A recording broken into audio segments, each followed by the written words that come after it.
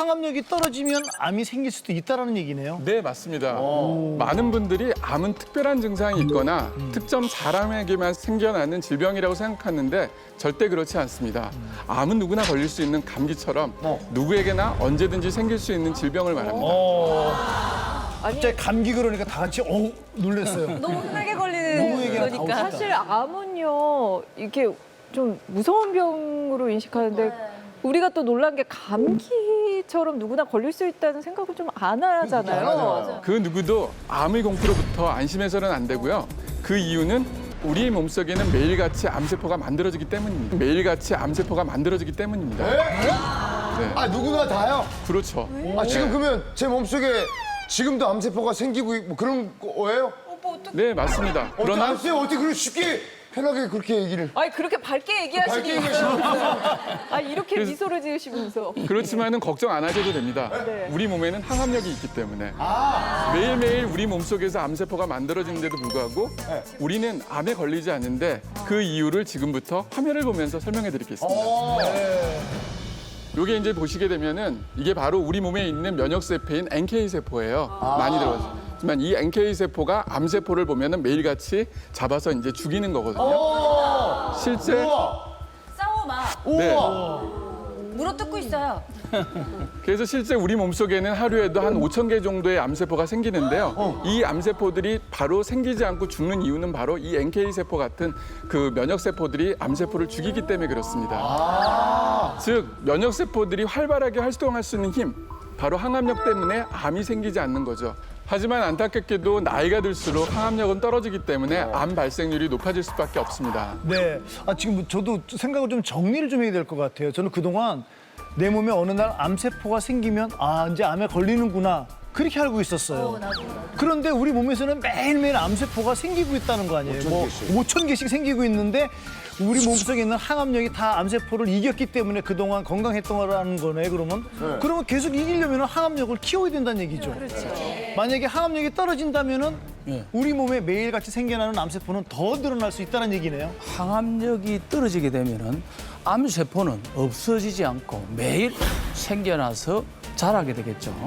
쉽게 제가 이제 달걀로 아주 쉽게 설명을 드릴 건데요. 먼저 여기 보시면은 흰자를 우리가 보면 정상세포, 항암력이 있는 세포로 보고 이 노란 자는 암세포로 보시면 됩니다. 매일 생겨나니까 암세포가 암으로 발전하기 전에 면역세포들이 공격을 해서 이제 일반적으로 없애는데요.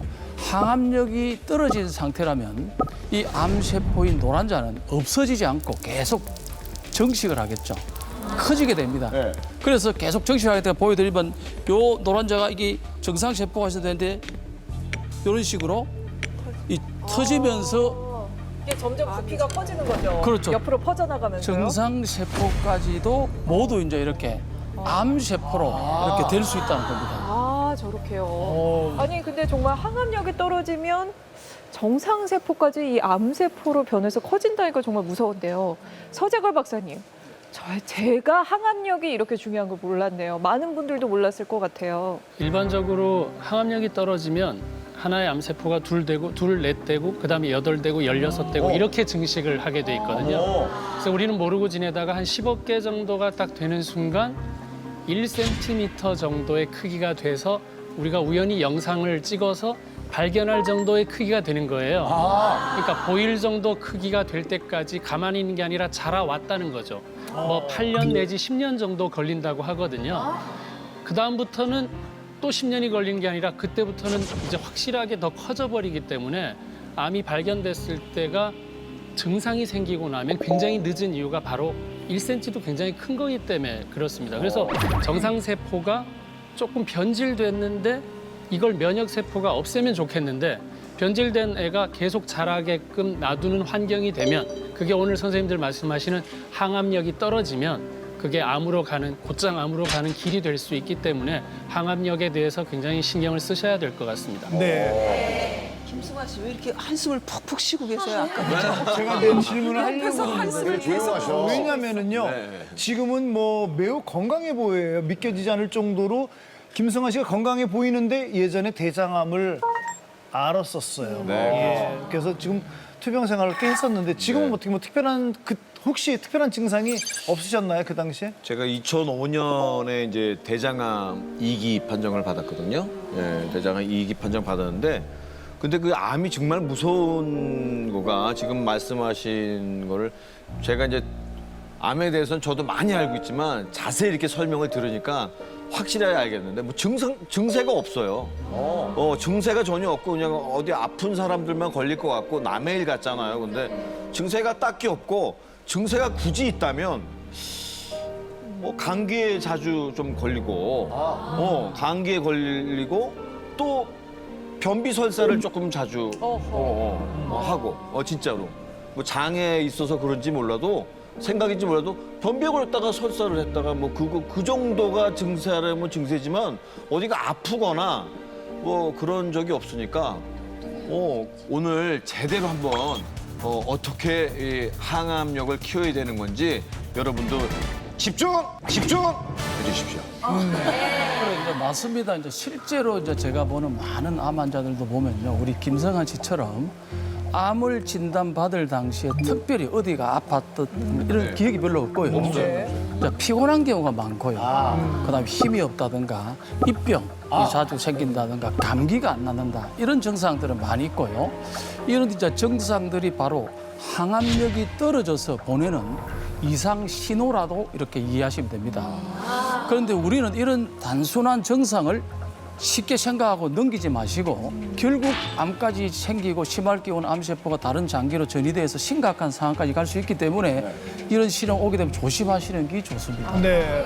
그렇다면 우리가 암을 예방하고 막기 위해서는 무엇보다도 지금 말씀하신 항암력이 중요할 것 같습니다. 그럼 지금부터 실제로 암 진단을 받은 이후에 항암력을 되찾아서 지금 건강해지신 두 분을 모셔서 이야기를 한번 나누도록 하겠습니다. 그 두 분을 화면을 통해서 먼저 만나보도록 하겠습니다. 보시죠. 선정호 씨의 집. 지금은 건강을 되찾았지만 그때의 기억은 아직 생생합니다. 바로 직장암 진단.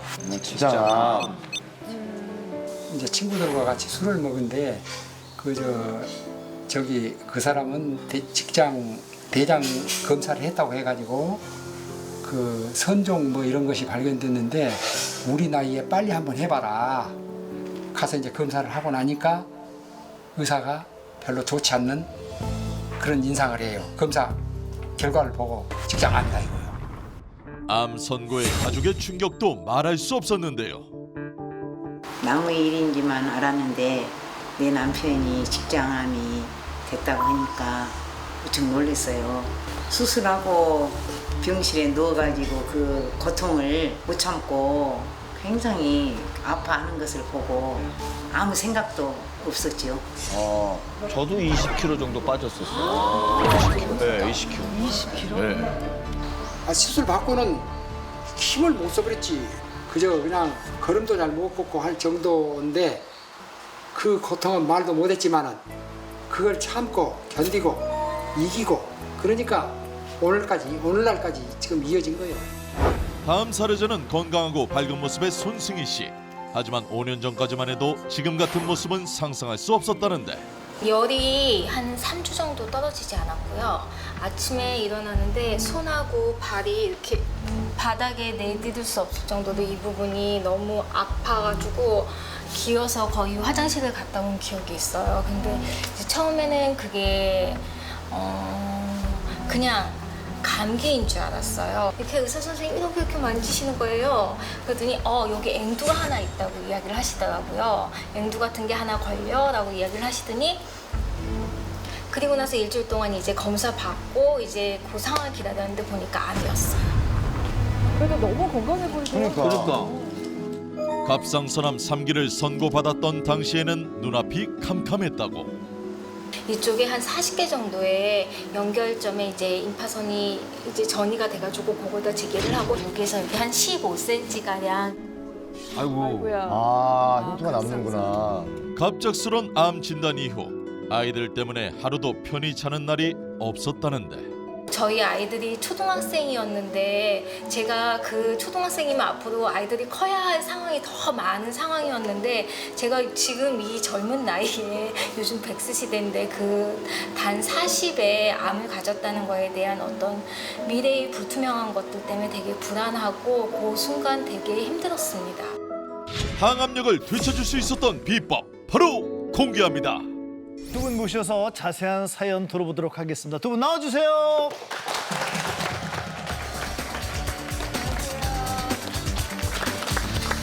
오늘 정말 이렇게 두 분 보면은 표정도 너무 밝고 건강해 보이시는데요.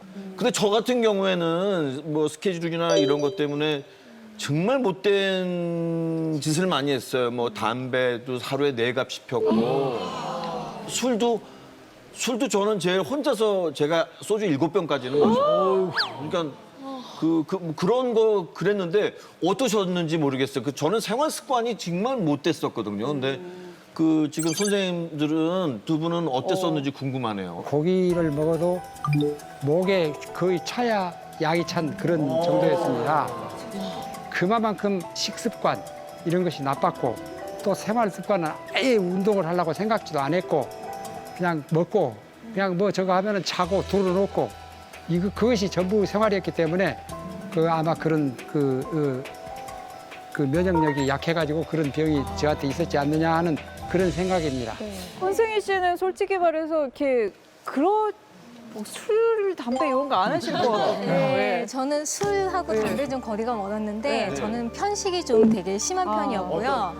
그러니까 채식보다는 이제 암이 진단 받기 전에는요 편식도 심했지만 주로 라면이나 인스턴트, 그다음에 커피, 그다음에 밀가루 중독이라고 할 정도로 면하고 빵 종류를 너무 즐겨 먹었어요. 예. 그러니까 지금 식습관 고치지 않으면 분명히 올 수 있고 항암력 못 키우면 올 수가 있다라는데 지금 이제 우선 문제가 된 게 이제 김성환 씨랑 두 분의 공통점이 식습관이란 말이에요. 암을 일으키는 직접적인 원인이 될 수 있습니까? 네, 될 수 있습니다. 사실 암을 일으키는 가장 큰 원인 중에 하나가 바로 식습관인데요. 식습관을 빼놓고는 말할 수가 없어요. 실제로 암세포가 증식하고 커질 수 있도록 하는 게 당입니다. 우리가 육류도 생각하지만 당은 그 암세포의 에너지원이기 때문에 얘는 이거를 먹으면서 이제 성장하게 돼 있어요. 그래서 특히 술이라든지 가공식 식품, 정제된 밀가루 속에 들어있는 당을 과하게 지속적으로 많이 섞게 되면은 그게 암을 키울 수 있는 것 중에 하나죠. 먹는 게 굉장히 중요하다는 거는 알겠는데요. 그러면은 이제 두 분은 예전에 비해서 지금 건강이 많이 나아지신 거예요? 어떠세요? 보통 6개월에 한 번씩 그 혈액 검사, 암 추적 검사를 계속 지금 하고 있습니다.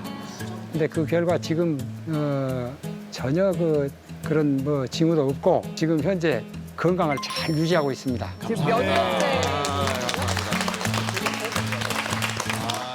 저도 지금 호르몬제를 복용하고 있지만 7년째 암 재발 없이 잘 유지하고 있고요. 암 진단 이전에 달고 살았던 이 수많은 통증들도 많이 좋아졌어요. 네. 두 분은 이제 암 재발도 안 됐고 건강하게 잘 지내시니까 항암력을 회복했다고 볼 수 있는 건가요, 선정환 선생님? 두 분 다 이제 수술은 하셨지만 현재까지 암 재발이라든가 전이가 되지 않고 건강하게 이래 지내시는 걸 보면은 자연 치력이 높아져 가지고 항암력을 되찾으셨다고 볼 수 있겠습니다. 염창환 선생님, 네. 단도직입적으로 여쭤보도록 하겠습니다. 항암력을 높여서 매일 생겨나는 이 암세포들 다 죽이고 싶거든요, 저희들은요. 그렇잖아요. 항암력 키워서 어떻게 해야 돼요, 그러면요? 네, 항암력을 높일 수 있는 방법 바로 흉선인 가슴샘에 달려 있습니다. 가슴샘? 가슴샘이요? 예. 가슴 부분에 샘? 제가 설명드리기엔 조금 좀 부끄럽긴 하지만 가슴 부분에 있는 건가요, 네, 선생님? 제가 화면을 보면서 좀 설명해드리겠습니다. 네. 보시면 이제 그 가슴 여기 뼈 이제 안에 보면 가슴샘이라는 곳이 있습니다. 이게 가슴의 정중하게 위치해 있고요. 가슴뼈 바로 뒤쪽에 있으며 심장 앞에 있는 면역기관인데요. 이곳이 바로 우리의 항암력을 책임지는 우리 몸속 항암 사관학교와도 같은 곳입니다. 해군 사관학교, 육군 사관학교는 다 들어봤는데 항암 사관학교는 처음입니다. 알고 봤더니 선생님 아까부터 그런 용어 많이 쓰셨어요. 몸속에 학력의 의사, 해군 사관학교. 사관학교. 예, 좋아요. 몸속 사관학교. 귀에 쏙쏙 들어옵니다. 네. 그 우리 몸에 암세포가 매일 생겨나고 암세포를 없애기 위해서는 면역세포들이 제대로 활동을 해야 된다고 말씀드렸잖아요. 네. 이 면역세포들이 암세포를 제대로 식별해서 공격할 수 있도록 특별 훈련을 시키는 곳이 바로 있는데 그것이 바로 가중세포입니다. 좀 더 쉽게 설명드리기 위해서 제가 오늘 달걀을 이용해서 이제 보여드릴 텐데요.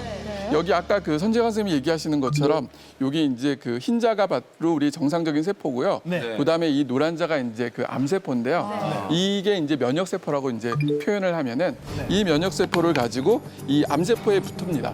얘가 이제 암세포랑 할 거. 네. 그다음에 이 포화를 형성해서 구멍을 뚫은 다음에 쑥쑥 이런 식으로 이제 그 암세포를 잡아갑니다.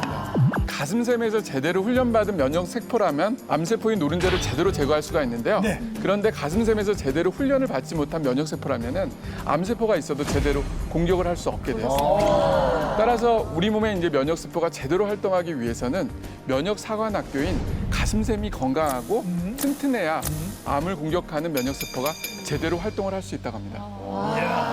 여기서 면역세포들을 훈련을 시키는구나. 그러면 가슴이 크면 아이고. 가슴 샘이 크면. 괜찮아요. 크면. 근데 의사 선생님 앞에서 여쭤보는 건데 뭐 어때요? 예. 아니, 저도 같은 마음이에요. 그죠? 가슴샘이 크면 더 좋은 건가요? 그 가슴샘의 크기가 클수록 항암력이 높다고 이제 볼 수 있는데요. 문제는 나이가 들수록 가슴샘의 크기가 줄어든다. 가슴샘의 크기가 줄어든다는 거예요. 뭐라고요? 아니, 뭐 그게 줄어들 게 있어요. 그쵸? 죄송해요. 꼭 찍어서 말씀드려서. 예.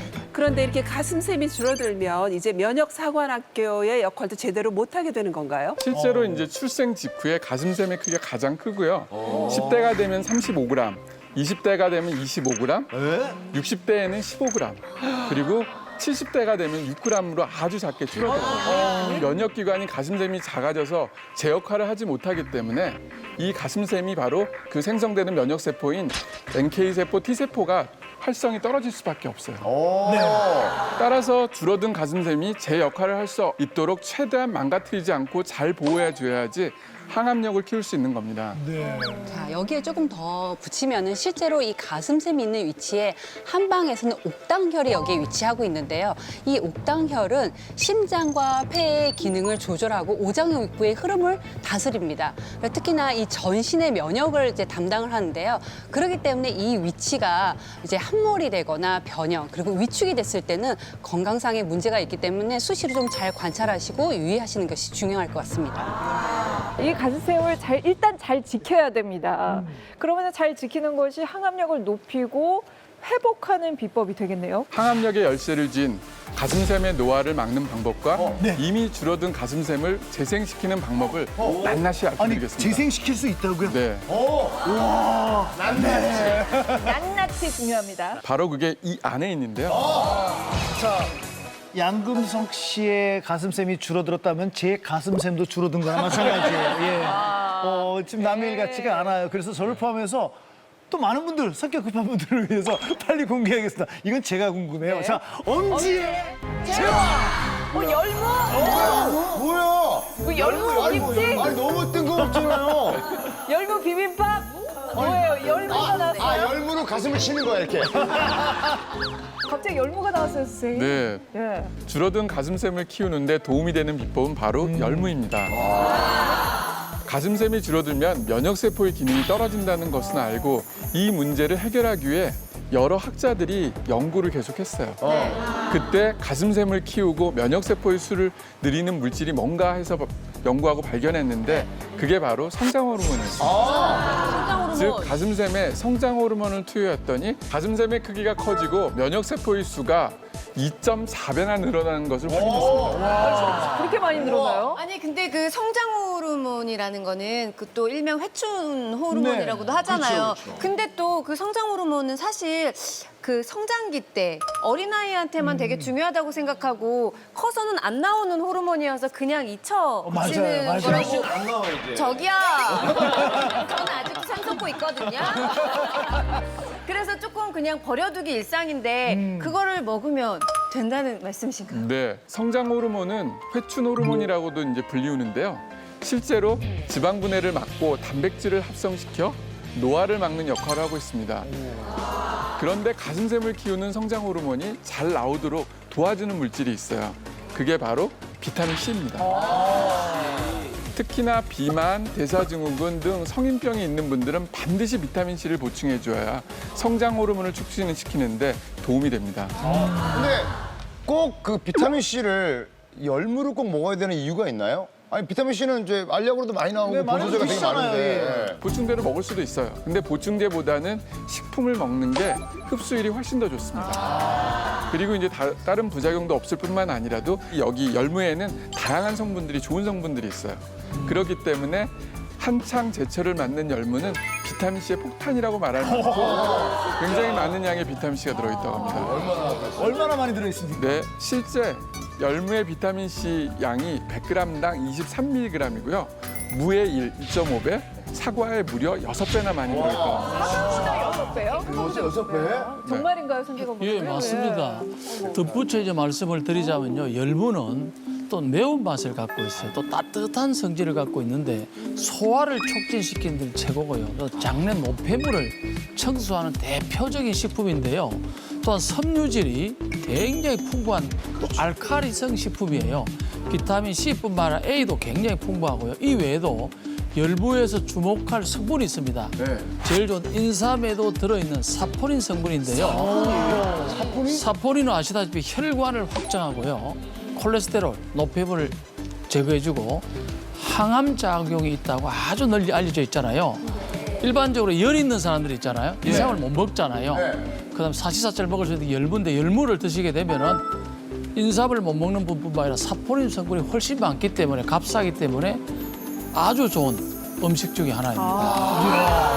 야, 인삼이 좋다는 건 누구나 알고 있는데 인삼효는 버금가는 열무입니다. 지금 열무 얘기한 거에 들어있는 그 비타민 C가 항암 효과에 대해서는 새로운 연구 결과가 끊임없이 발표되고 있습니다.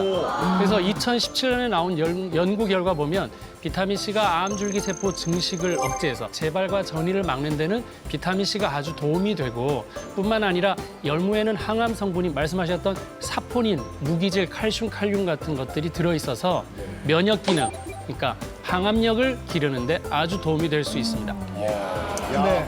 줄기세포. 비타민 C 폭탄이라고 그럽니다. 자, 그럼 열무. 뭐 열무 김치도 있고 많이 있지만 열무를 제대로 먹는 방법이 있을 것 같아서 왕혜문 원장님의 왕의 밥상을 저희가 기다리도록 하겠습니다. 왕의 밥상입니다. 지금부터 성장 호르몬을 촉진시키면서 이 가슴샘을 살리는 비타민 C 폭발 식품인 열무를 조금 더 건강하게 그리고 흡수율을 높게 먹는 방법을 좀 알려드릴까 합니다. 네, 바로 이 열무 된장 겉절이입니다. 여름에 입맛 없을 때 밥 한 공기 뚝딱. 근데 이게 은근히 손이 많이 가요. 잘못 치대거나 하면 막 맞아요. 무슨 풋내 나요. 그런 것도 나고. 네, 되게 까다로운 음식인데. 겉절이라는 건 되게 그냥 이렇게 막 넣고 이렇게 막 이렇게 만들면 되는 거 아니었어요? 요리하는 여자와 요리 안 하는 여자. 오늘의 왕의 밥상에서는 풋내 나지 않으면서 이 비타민 C를 정말 몸속에서 잘 흡수할 수 있는 열무 된장 겉절이를 만들겠습니다.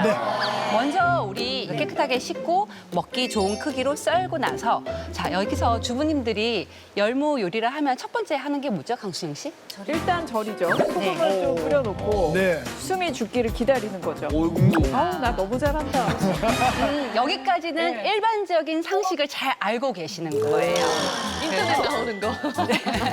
열무를 이제 뒤집다 보면은 서로 부딪혀서 상처가 나면 그때 풋내가 많이 나는 거예요. 그래서 오늘은 기본적으로 풋내 안 나는 겉절이를 만들기 위해서요. 지금 여기에 물이 있는데 이 안에 소금 5스푼이 들어가 있어요. 그래서 소금을 뿌려가지고 절이는 것이 아니라 소금 물을 가지고 이렇게 부어서 살짝 절이는 거예요. 소금에 상처 나지 않게 아주 소중히. 소금을 말고 살짝 재운 상태에서 보통 10분에서 20분 정도 재우시게 되면 숨이 살짝 죽어요. 그때 체에 맞춰서 이 물 빼고요. 살짝 헹구세요. 이 상태에서 저는 이제 여기에 들어갈 양념장을 만들 겁니다. 레시피를 말씀드릴게요. 된장 하나, 마늘 하나, 설탕 하나, 그리고 여기에 식초 2스푼. 그건 뭐예요? 2스푼 반 정도. 이거는 발효 매실액이에요. 매실액. 이것도 마찬가지로 2스푼. 하나.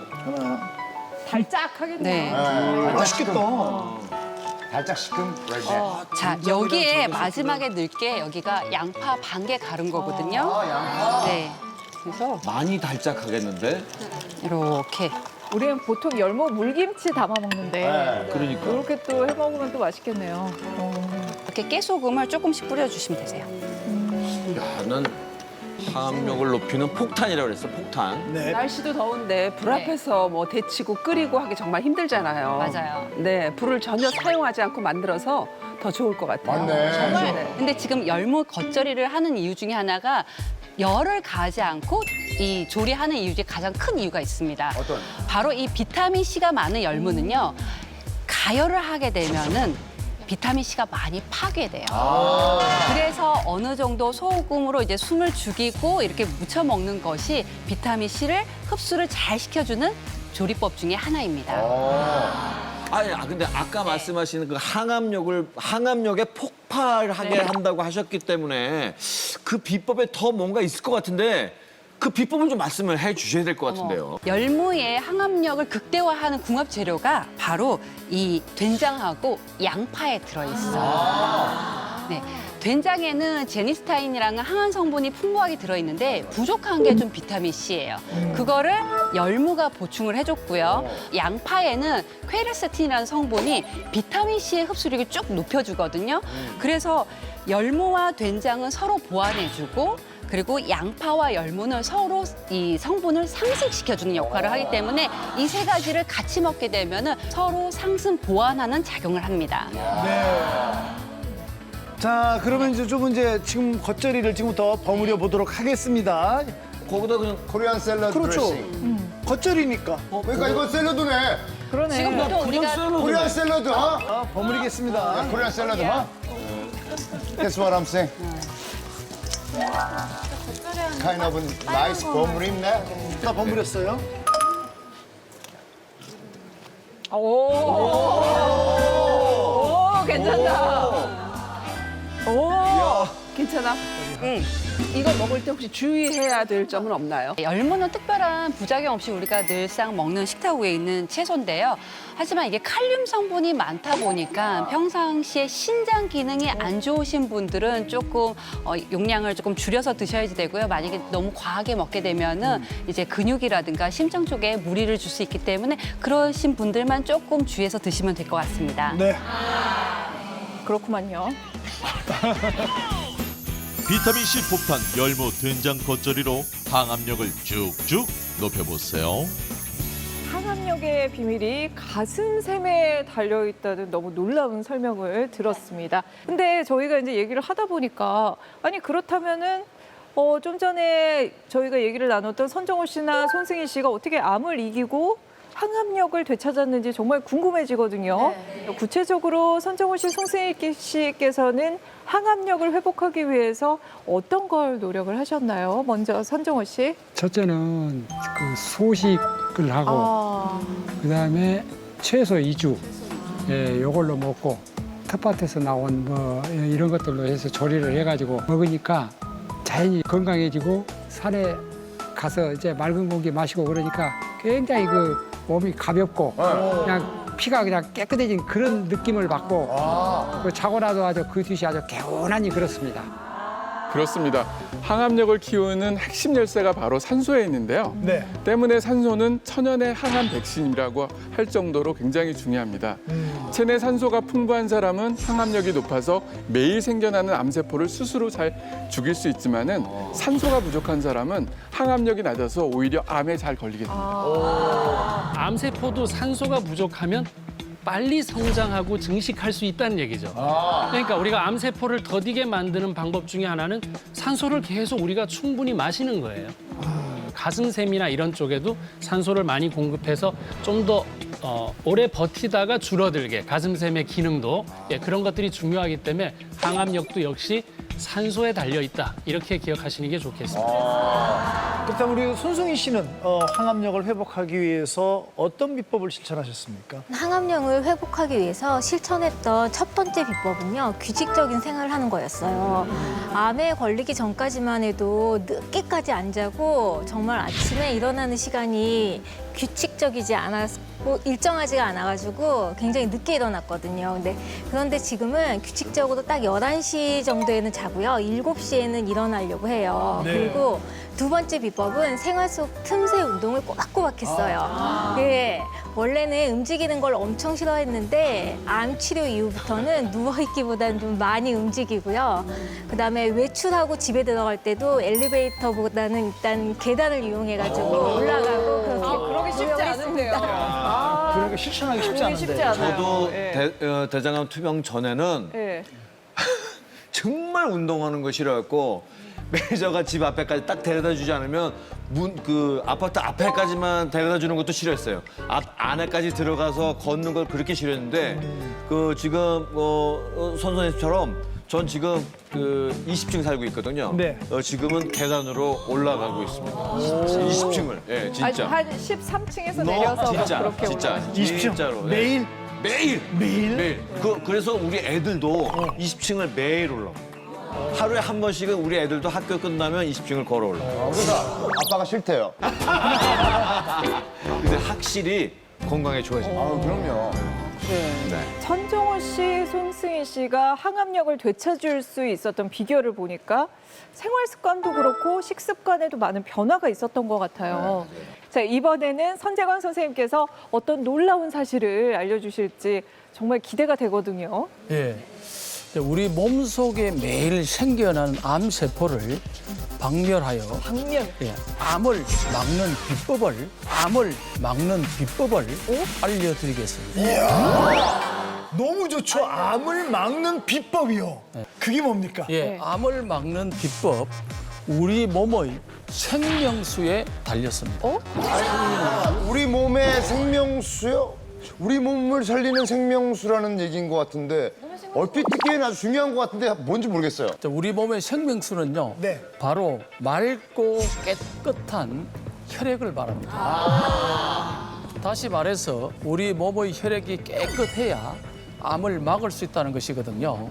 실제로 혈액은 우리 몸에 꼭 필요한 산소와 영양분을 각종 장기로 공급해주는 역할을 하잖아요. 그렇죠.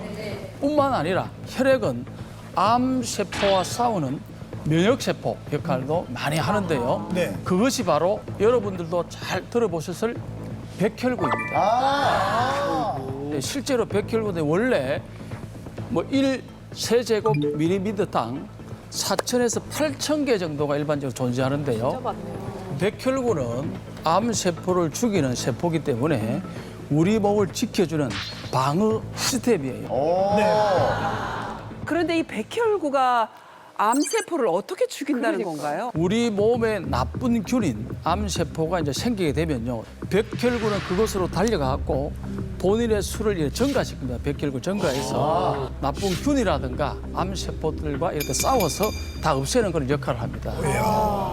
그러니까 내 혈액이 오염됐는지 안 됐는지를 알 수 있는 방법이 어떻게 알 수 있는 방법이 쉽게 알 수 있는 방법이 있나요? 내 몸에 네. 생명수와도 같은 혈액이 오염됐는지 깨끗한지 알기 위해서는 당연히 혈액 검사를 하잖아요. 그러니까 그 제일 정확한데 하지만 매번 우리가 혈액 검사를 할 수는 없잖아요. 그렇죠. 그래서 저희들이 많은 의사를 보다 보니까 집에서도 간단하게 나의 혈액의 상태와 항암력까지 확인해 볼 수 있는 방법을 알려드리려고 합니다. 바늘로 여기 따가지고 색깔을 보나요? 이렇게?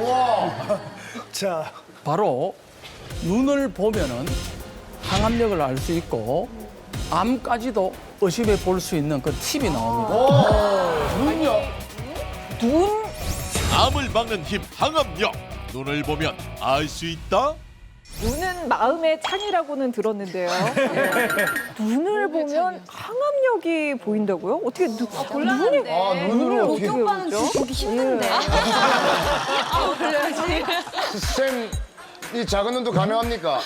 충분히 가능합니다. 선생님, 저희가 약간 좀 애매한데요. 이게 좀 이렇게 뭔가 사진 같은 게 있을까요? 예. 화면을 보시면요. 일반적으로 건강한 사람의 눈은 사진처럼 이렇게 검은 자의 색이 아주 뚜렷합니다. 그다음에 흰자와의 경계도 이렇게 분명해지고 또 흰자에는 비교적 깨끗하고 밝은 백색을 누구나 띱니다. 반면 혈액이 탁해진다든가 몸에 암세포가 이렇게 항암력이 떨어지게 되면은 충혈이 난다든가 흰자에 붉은 핏줄이라든가 색깔이 조금 탁해지면서 어떤 경우는 나선형이 나와요. 어떤 V자형이 혈관이 나오고 많이 생기게 되는데 우리의 장기 중에서 특히 눈은 말이죠. 눈을 잘 이해해야 됩니다. 가장 얇은 부위에서 피부가 더 얇거든요. 투명한 피부 조직에 전신의 신경들이 직결되어 있기 때문에 눈을 보잖아요. 그다음 모세 혈관의 덩어리입니다, 사실은. 그렇기 때문에 우리 몸에 영양소가 부족하다든가 이상이 생기게 되면은 눈에서 반드시 신호라든가 반응이 나타나게 되어 있습니다. 여러분들 지금 다 걱정하고 계실 텐데 지금 여러분의 눈을 한번 저희가 거울을 준비했으니까 눈 한번 봐주시기 바랍니다. 어떤지 확인 한번 해보시죠. 네. 눈을 크게 뜨시고 위아래로 이렇게 한번. 나도 빨간 거 있는데. 빨간 거 있어요? 그러면 네. 위쪽으로 금방 가야 가면 돼요? 어디를? 아래를? 자, 우리 빨간 거 있어요, 저도. 가만히 계세요. 네. 아니, 위에 있는 것 같은데 빨갛고 무서워요. 근데 저는 이게 빨간 게 아니라 선명하게 있는 것 같아요. 지금 보세요. 요 점 있죠? 요 혈관이 왼쪽 때 보세요. 예. 눈이 엄청 예, 요쪽. 이거 채연 씨까지 봐야 돼. 지금 궁금해요. 엄지 가족의 항암력 상태 지금 공개합니다. 다 보셨는데 오승훈 씨 어떠세요? 오승훈 씨 지금 걱정을 좀 하시는 것 같은데. 오승훈 씨는 이제 밑에 혈관도 지금 이렇게 붉은 혈관이 많이 나오고 그다음에 점들이 위에는 오른쪽 눈은 3-4개가 있거든요. 어혈이고 그다음에 전반적으로 색깔이 흰백색이 좀 적으면서 혈관이 돌출이 돼 있습니다. 이렇게 조금 항암력이 떨어진 경우고 우리 김성환 님도 눈에 보니까 이제 항암력이 떨어져 갖고 눈에 보면은 색깔도 흰색이 조금 밝은 백색이 아니라 좀 어두운 황색이 좀 띄고 있고 그다음 V자형이라든가 나선형이 조금 있습니다. 그런데 심하지 않으신데 조금 그렇고 선생님, 저는 그러면 그 대장암에 걸렸던 흔적인가요, 이게? 흔적이고 이제 이 데이터는 그 자료를 보면 한 40에서 60%가 눈으로도 맞다는 데이터가 나와 있습니다. 특히 대장암이나 간암 이런 것들은 눈으로서 많이 알 수 있다는 데이터가 있기 때문에 이거는 과학적인 근거가 있는 데이터입니다. 그러니까 지금 뭐 어디가 많이 아프거나 병에 걸렸다라는 것보다도 항암력이 좀 떨어져 있다라는 얘기예요. 그러니까 지금 끝까지 잘 보셔가지고 치우시면 되니까. 서재걸 박사님께 좀 여쭤볼게요. 이게 단순히 충혈된 거랑 항암력이 떨어져서 눈에 핏줄이 생긴 거는 뭐 차이점이 있나요? 눈은 3-4초 만에 깜빡여서 좀 촉촉하게 만들어줘야 되는데 계속 뜨고 있을 때 그때 혈관이 산소가 부족해서 일시적으로 늘어나서 2주 안에 다시 회복한다면 눈충혈이 맞고요. 근데 그 혈관이 영원히 없어지지 않고 계속 만성적으로 간다. 그러면 이게 면역력이 저하됐다고 볼 수가 이제 있는데 실제 암세포도 산소를 얻으려고 하면서 혈관을 확장시킬 수도 있기 때문에 이게 지금 충혈이 된 게 모두 암이라는 진단을 하겠다는 게 아니라 충혈이 안 없어지고 계속 문제가 된다면 우리가 검사를 너무 안 해봤다면 검사해보는 좋은 잣대는 될 수 있다. 이렇게 이해하시면 좋겠고 눈에서 얻은 정보는 뭐 굉장히 중요하다고 생각이 됩니다. 예. 그럼 평소에도 나의 항암력은 괜찮은지 수시로 이렇게 눈의 상태를 좀 확인해 볼 필요가 있겠네요. 예. 네. 그렇다면 콕 집어가지고 콕 집어주셔야 돼요. 콕. 우리가 늘 먹는 밥상에서 항암력을 유지할 수 있는 방법이 있을까요? 네, 당연히 있습니다. 그래서 지금부터는 우리 몸의 생명수와도 같은 혈액을 맑게 해서 항암력을 높이는 식품부터 알려드리겠습니다. 먹는 거. 그렇죠. 저희가 이렇게 콕 집어주실 줄 알았어요. 콕. 네. 규칙적인 생활도 해야 되고 운동도 해야 되지만 우리가 네. 그래도 편하고 즐기고 싶은 게 식품 아닙니까? 그렇죠. 네. 항암력을 높이는 식품이 있다고 합니다. 그 정체가 뭡니까? 예, 이 안에 그 비법이 들어있는데요. 오늘 뜸들이지 않고 바로 공개하겠습니다. 저기 선생님 이거 열고 닫는 건 제 권한인데 뜸 들이고 안 들이고 제가 다 알아서 할 겁니다. 예, 알겠습니다. 예, 참 뜸 안 들이겠습니다. 엄지에 제왕! 미역? 미역이에요? 미역 맞죠? 미역이죠. 가발 아니잖아요. 오염되고 탁해진 혈액을 맑게 하고 암세포를 죽이는 백혈구까지 지켜주는 핵심이 말이죠. 바로 미역입니다. 많은 분들이 이제 미역 하면 너무 쉽게 구하고 자주 먹는 음식이라서 특별한 내용을 잘 모르고 있습니다. 오늘부터는 미역을 아주 특별하고 건강한 항암 식품이라고 생각하셔서 귀중하게 생각하고 드시면 좋을 것 같습니다. 근데 선생님이 강조를 하셔서 뭐 강조는 머릿속에 박히려고 좀 하는데 미역은 그냥 사실 뭐 생일 때나 먹는 음식으로만 생각했거든요. 도대체 미역이 얼마나 좋기에 항암 식품이라는 건가요? 그렇죠. 어서에도 보면 미역이 말이죠. 단단한 거, 맺힌 거. 혈액순환 이상으로 피가 엉켜붙는다든가 식적이라든가 담적을 없앤다는 효과가 아주 탁월한 내용이 나오고 있고요. 실제로 생미역을 만지면 이게 미끈미끈하잖아요. 이게 이제 근래 밝혀졌는데 알긴산이라는 성분이 있는데요. 이게 수용성 식이섬유예요. 이런 알긴산 성분이 혈액 속에 오염되어 있는 물질들을 흡착해서 몸 밖으로 배출시키는 기능이 좋기 때문에 항암력에 최고의 역할을 합니다. 오염된 물질을 쫙 빨아들여서 그냥 가지 나가버리는군요. 그렇죠, 그렇죠.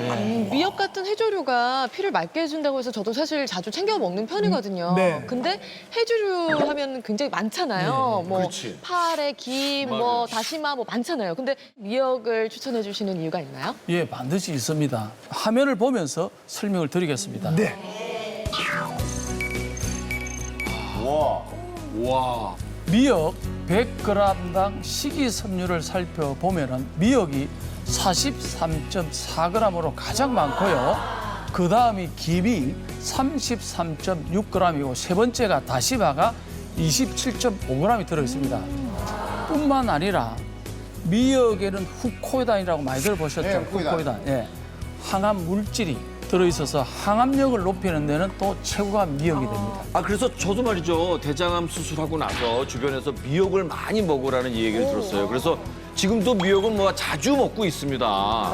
아니 근데 김승환 씨도 미역을 자주 드셨고 우리 두 분도 자주 드시는 것 같은데요. 그렇다면 서재걸 박사님, 이 미역의 후코이단 성분이 항암에 어떻게 도움을 주는 거죠? 후코이단이라는 성분은 우리 몸속에 암세포 스스로 자살할 수 있도록 만드는 그런 역할을 하거든요. 저희의 힘을 쓰지 않고도 알아서 자살해주면 그것도 도움이 될 거 아닙니까? 그래서 암세포가 혈소판에 들러붙어서 우리 몸을 막 이동하는 것을 방해하니까 암 전이를 좀 막아주고 더불어 인체의 면역 반응을 좀 향상시켜서 실제 몇 년 전부터는 미역의 후코이단 성분에 또 강력한 항암 기능이 있다는 사실이 알려지면서 췌장암이나 유방암이나 전립선암 등의 각종 암 치료로 활용되고 있다는 연구 결과도 발표되고 있습니다. 네, 덧붙여서 미역의 이제 항암력을 이제 높이는 도움이 되는 성분이 하나 더 있는데요. 그게 바로 이제 슈퍼미네랄인 셀레늄인 성분입니다. 셀레늄은 1996년도 아리조나 대학의 연구 보고서에 의하면은 전립선암 예방 효과가 밝혀지면서 강력한 항암 물질로 주목받기 시작했는데요. 현재 그 세계는 셀레늄을 푸른빛의 마법사, 기적의 원소, 꿈의 원소로 부르고 있을 정도입니다. 즉 미역에 들어있는 셀레늄 성분은 우리 몸속에 들어오는 발암 물질이 활성화를 막고 백혈구를 보호하여 암세포의 성장을 억제해줌으로써 항암력을 높이는 데 도움이 된다고 되어 있습니다. 저 화면에서 잠깐 봤을 때 우리 갑상선 암을 극복한 손승희 씨 식탁에 아까 미역이 잠깐 보였거든요. 예, 미역 많이 드셨어요? 갑상선암 수술하고 나서부터는요, 하루에 한 끼는 밥상에 미역이나 해조를 빼놓지 않고 꼭 챙겨 먹었어요. 네, 거의 매일 먹는 게 미역 무침이나 미역 냉국이거든요. 이렇게 미역이랑 해조를 꾸준히 먹다 보니까 혈액순환도 잘 되는 것 같고 몸도 건강해지는 기분이 항상 들었어요. 예, 이제 손성희 씨처럼 미역 무침이라든가 미역 냉국을 먹는 것도 좋고요. 네. 여기에 조금만 더 보태면은 혈액을 정화해서 항암력을 확 올릴 수 있는 방법이 있습니다. 지금부터 알려드리겠습니다. 네. 바로 이제 하루에 한 잔만 꾸준하게 드시게 되면은 오염된 혈액을 말끔하게 청소해줄 항암 미역 주스입니다. 항암 미역 주스요? 아니, 하루 한 잔만 먹으면 된다는 거 아닙니까? 그러면 어떻게 만들어야 되나요? 미역을 갈아서 그냥 먹으면 되나요? 미역으로 주스를 만든다는 얘기 처음 들어보는데요? 미역 주스 처음 들어봐요. 되게 맛있어요. 맛있어요? 먹어보죠. 저도 이제 먹어보면 맛있기 때문에 이제 국민 드리는 건데 항암 미역 주스의 주 재료는요. 네. 당연히 미역이 들어가고요. 네. 그 외에 두 가지가 들어갑니다. 아, 뭐요? 마하고 아몬드까지 아몬드.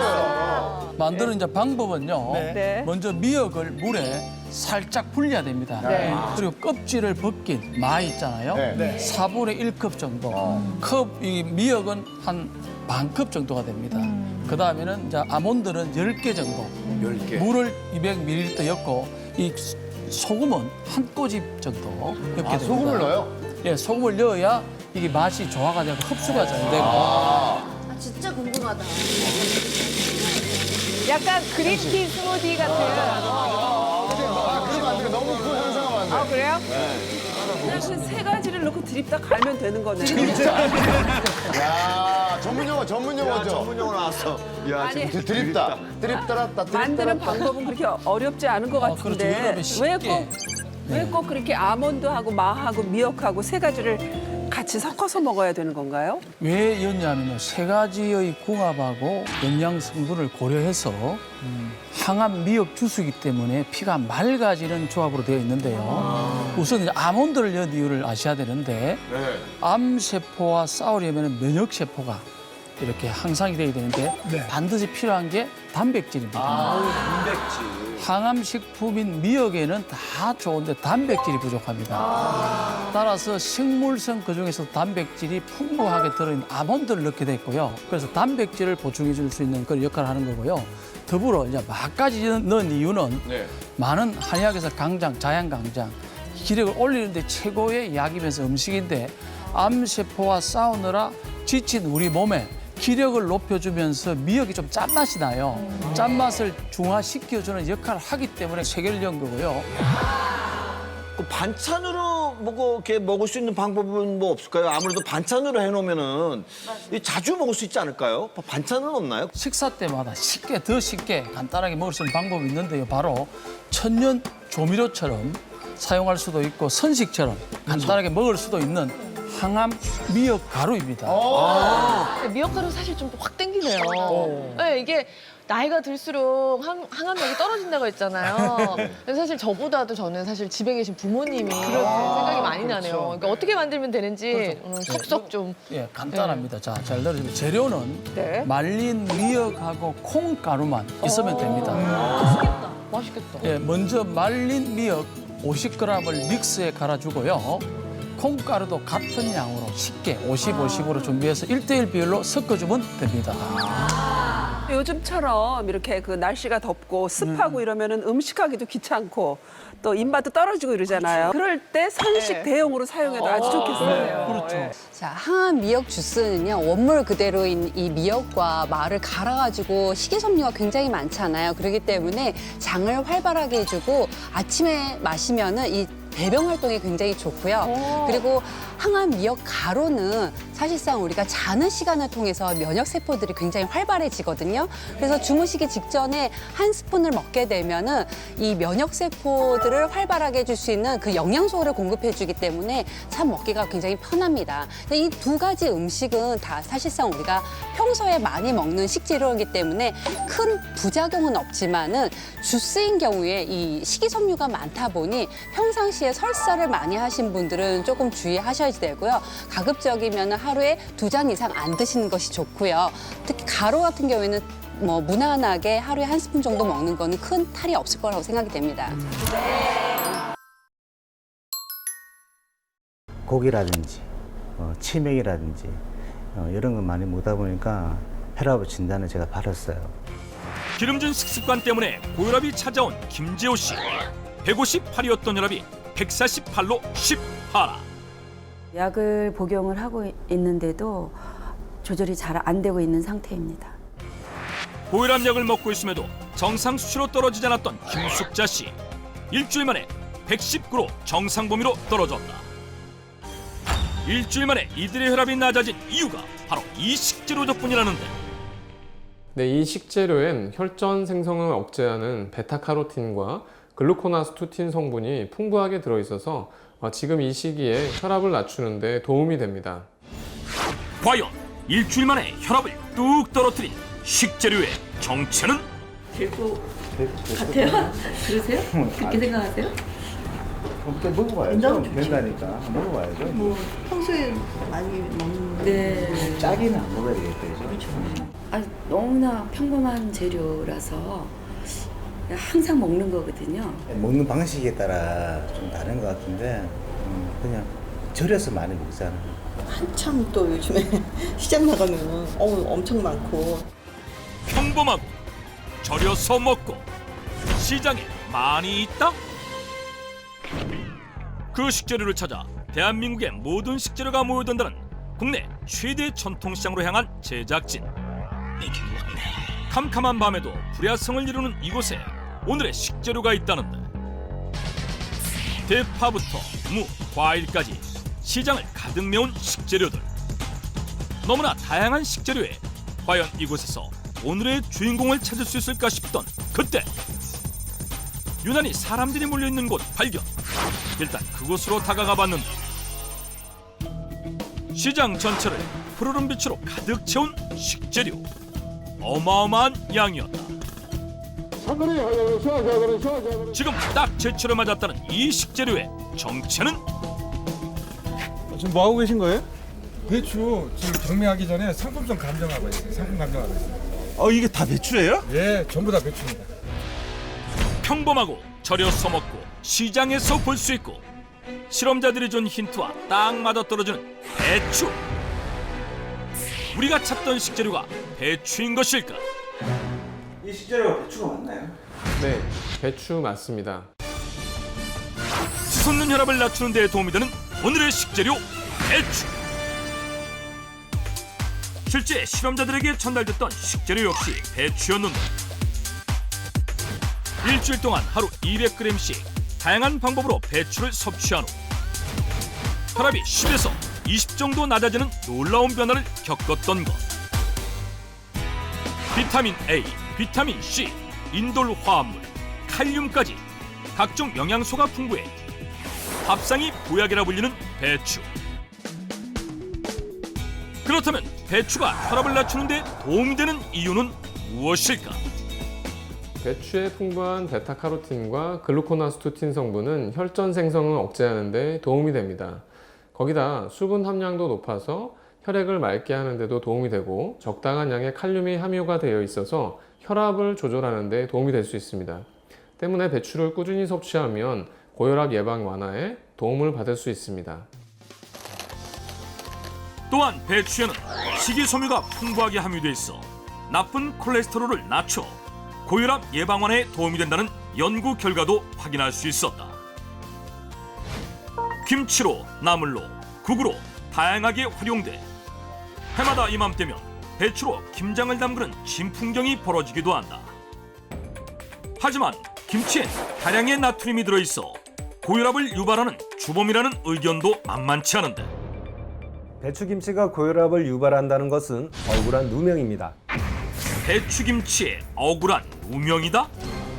지난해 한 연구팀이 12년 동안 한국인의 식습관을 조사해서 배추김치와 고혈압 간의 상관관계를 분석했는데요. 그 결과 배추김치를 많이 섭취한 군과 배추김치를 적게 섭취한 군의 고혈압 유병률은 별 차이를 보이지 않았습니다. 배추김치 속에 나트륨이 들어있긴 하지만 배추김치 속 유산균과 칼륨, 식이섬유 등이 혈압 상승을 억제했기 때문입니다. 때문에 배추김치를 담글 때 소금을 조금만 적게 사용하면 오히려 혈압 관리에 더욱 도움을 받을 수 있습니다. 배추김치를 잘만 먹으면 고혈압 예방에 도움을 받을 수 있다는 것. 그렇다면 혈압 관리를 위해선 어떤 배추로 어떻게 김치를 담가야 할까?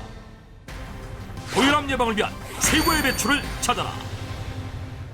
주부들이 김장을 담그는 일반 배추와 배추계의 명품이라 알려진 고랭지 배추, 그리고 최근 주부들 사이에서 선풍적인 인기를 얻고 있는 색다른 배추를 발견했는데, 과연 이들 중 고혈압 예방에 가장 도움이 되는 배추는 무엇일까? 이 세 배추 중에 혈전 생성을 억제하는 베타카로틴 성분이 30배 이상 들어있는 특별한 배추가 있습니다. 베타카로틴 성분이 30배 이상 들어있다? 과연 그 배추의 정체는 무엇일까? 그 정체를 확인하기 위해 중국 증평으로 향했다. 추수가 끝나 황량한 밭 한가운데 유독 녹색 배추로 빛나는 돼지 발견. 얼핏 보기엔 평범해 보이는 배추. 과연 이 배추의 정체는 무엇일까? 이 배추를 탄생시킨 박동복 종자 명장을 만나봤다. 과연 이 배추의 정체는 무엇일까? 이 항암 배추인데 아주 잘 됐어요. 속도 꽉 차고. 특별한 배추의 정체가 항암 배추다? 97년도에 네덜란드를 갔었어요. 근데 그분들이 그 순물을 많이 먹더라고요. 그 순물을 왜 먹느냐 그랬더니 베타카로틴이 많다고 그러더라고요. 그렇다면 이거하고 배추하고 중간 교잡을 하면은 항암 배추를 만들 수 있겠구나. 네, 그래갖고 시작하게 된 거죠. 배추에 순무의 영양 성분을 더한 항암 배추. 암탉 배추라는 정식 품종이 있지만 뛰어난 영양 성분 덕분에 항암 배추라는 별칭으로 더 유명하다. 이 항암 배추에는 일반 배추의 34.5배나 되는 베타카로틴이 들어있었다. 또한 항암 배추의 겉잎에는 몸속 활성산소를 억제해 혈전 생성을 예방하는 글루코나스토틴 성분이 일반 배추에 33배가량 들어있었다. 고혈압 예방 완화에 도움이 되는 최고의 배추, 항암 배추. 얼핏 보기에는 일반 배추와 별반 다르지 않아 보이는데 과연 어떤 차이점이 있는 것일까? 이게 항암 배추고 이게 일반 배추인데요. 차이가 딱 나죠, 봐도 크기가. 아, 진짜 항암 배추가 크네요. 예, 한 1.23배 정도 커요, 일반 배추보다. 실제 일반 배추에 비해 길이도 길고 폭도 큰 항암 배추. 포기를 갈라보면 그 차이를 더욱 확연히 느낄 수 있다는데 항암 배추는 색이 노랗고 이 채가 길어요. 그래서 김치를 했을 때 이렇게 3번 잘라도 먹을 수가 있거든요. 그래서 이거 2폭이면 이거 3폭이 역할을 하는 거예요. 항암 배추의 첫 번째 특징, 일반 배추보다 1.5배가량 크다. 일반 배추보다 이게 단단해요. 한번 만져보세요. 이 섬유질이 풍부하고 식감이 좋아가지고. 아, 이건 이렇게 막 눌러지는데 이건 잘 안 눌러지네. 일반 배추보다 단단해 아삭한 식감의 항암 배추 때문에 김치로 담갔을 때 저장성이 더 뛰어나다는데 일반 배추와 항암 배추를 밀폐 용기에 담아 5일 동안 실온에 보관해봤다. 그 결과 수분이 빠져나가 흐물흐물해진 일반 배추와 달리 항암 배추는 싱싱한 상태임을 확인할 수 있었다. 그렇다면 맛은 어떨까? 단단하고 맛있고 고소하거든요. 이거 형수 선수. 아, 저요? 생애 처음으로 항암 배추를 맛보는 제작진. 아, 진짜 달다. 항암 배추의 맛에 흠뻑 빠졌는데 일반 시민들은 어떻게 느낄까? 일반 배추와 오렌지 배추, 항암 배추 세 종류의 배추를 들고 거리로 나가 블라인드 테스트를 해보기로 했다. 배추를 먹고 가장 맛있다고 느낀 배추에 공을 넣는 방식으로 진행했다. 과연 사람들이 가장 맛있다고 선택한 배추는 무엇일까? 당도는 A가 다른 것 같은데? C가 조금 더 뭐랄까 촉촉하다 그럴까? 다른 거는 그냥 일반 배추 맛이었는데 B 같은 경우는 단맛이 계속 올라왔어요. B가 제일 달짝지근하고 깔끔하고 아삭거리는 맛이 더 있어가지고 B를 선택했어요. 실험에 참여한 절반가량의 시민들이 선택한 배추는 B배추. B배추가 바로 항암 배추였던 것. 실제 2014년에는 농업인들이 선정한 가장 맛있는 인기 배추 1위로 선정되기도 했었다. 맛도 영양도 뛰어난 항암 배추. 정말 고혈압 예방 완화에 도움이 되는 것일까? 항암 배추를 섭취하며 혈압 관리에 도움을 받았다는 주인공을 만나보기로 했다. 운동이 한창 진행 중인 한 체육센터. 드디어 운동이 끝나고 주인공을 찾으려던 그때 홀로 조용히 운동을 이어가는 한 사람 발견. 혹시 우리가 찾던 주인공인 것일까? 안녕하세요. 아, 네, 안녕하세요. 혹시 조숙자 어머님 맞으세요? 네, 조숙자 맞습니다. 항암 배추로 혈압 관리 중인 오늘의 주인공 조숙자 씨. 운동을 왜 이렇게 열심히 하고 계세요? 아, 이전에 진짜 일어설 수 없이 많이 아팠었는데 건강을 위해서 열심히 하고 있습니다. 내일 모레 환갑이라는 나이가 믿기지 않게 유연한 몸놀림에 한치의 흐트러짐도 없는 완벽한 자세. 과거 일어설 수도 없이 아팠다는 말이 믿겨지지 않았는데 과연 그녀에겐 어떤 사연이 있었던 것일까? 저녁 때 친구들 만나서 저녁 먹고 어디를 갈까 하는데 좀 컨디션이 안 좋더라고요. 그래서 집에 가겠다고. 근데 거기서 버스 정류장에서 주저앉게 됐어요. 병명이 뭐예요? 뇌출혈이래요. 뇌출혈로 쓰러졌었다? 14년 전인 2004년 45세 젊은 나이에 뇌출혈로 쓰러진 조숙자 씨. 다행히 빠른 처치 덕분에 목숨은 구할 수 있었지만 생각지도 못한 후유증에 시달려야 했다는데 온몸에 마비가 찾아와 장애 4급 진단을 받을 정도로 심각한 상황이었다. 후유증이 오른쪽, 이쪽 오른쪽으로 왔잖아요. 이렇게 손이 이쪽도 잘 안 될 뿐더러 여기서 귀까지 올라오는데 7, 8년 걸렸고 가서 운동 조금씩 하면서 지금은 이제 15년 정도 되니까 지금 올라가기는 쫙 올라가요. 수많은 노력 끝에 예전에 건강했던 모습으로 조금씩 되돌아가고 있다는데 네, 이전에는 막 진짜 한 주먹이었어요. 근데 내가 선생님한테 뵈서 뭐 소화기능 안 되는 거, 뭐 안 되는 거, 뭐 이런 거 다 빼고 진짜 딱 필요한 거 약을 줄일 만큼 건강해졌어요. 작년보다 올해가 좋고 이렇게 조금씩 좋아지는 게 또 보여요. 사람들도 보면 좋아 보인다 해요. 꾸준한 운동과 항암 배추를 즐겨 먹으며 뇌출혈 후유증을 극복하고 있는 조숙자 씨. 그녀가 특히 주의를 기울인 건 바로 혈압 관리였다는데 뇌출혈은 뇌혈관이 약해져서 터지는 질환이기 때문에 고혈압이 있다면 언제 터질지 모르는 시한폭탄을 안고 사는 것이나 다름없습니다. 때문에 뇌출혈 환자들에게 혈압 관리라는 것은 생존과 직결된 문제라고 할 수 있습니다. 그렇다면 현재 그녀의 혈압 수치는 얼마나 될까? 측정 결과 안정적으로 유지되고 있음을 확인할 수 있었다. 고혈압 예방에 도움을 주는 항암 배추, 최고의 활용법을 찾아라. 과연 조숙자 씨는 항암 배추를 어떻게 섭취하고 있을까? 네, 김치하고 있습니다. 짜지 않게 하는 어머니 비법이 있는 거예요? 네, 저만의 비법이 있어요. 김치의 나트륨을 줄이는 비법이 있다? 과연 사실일까? 그녀가 담가둔 저염 김치의 염도를 측정해보기로 했다. 시중에서 판매 중인 일반 김치의 경우 0.65%. 과연 그녀만의 저염 김치 염도는 불과 0.4%.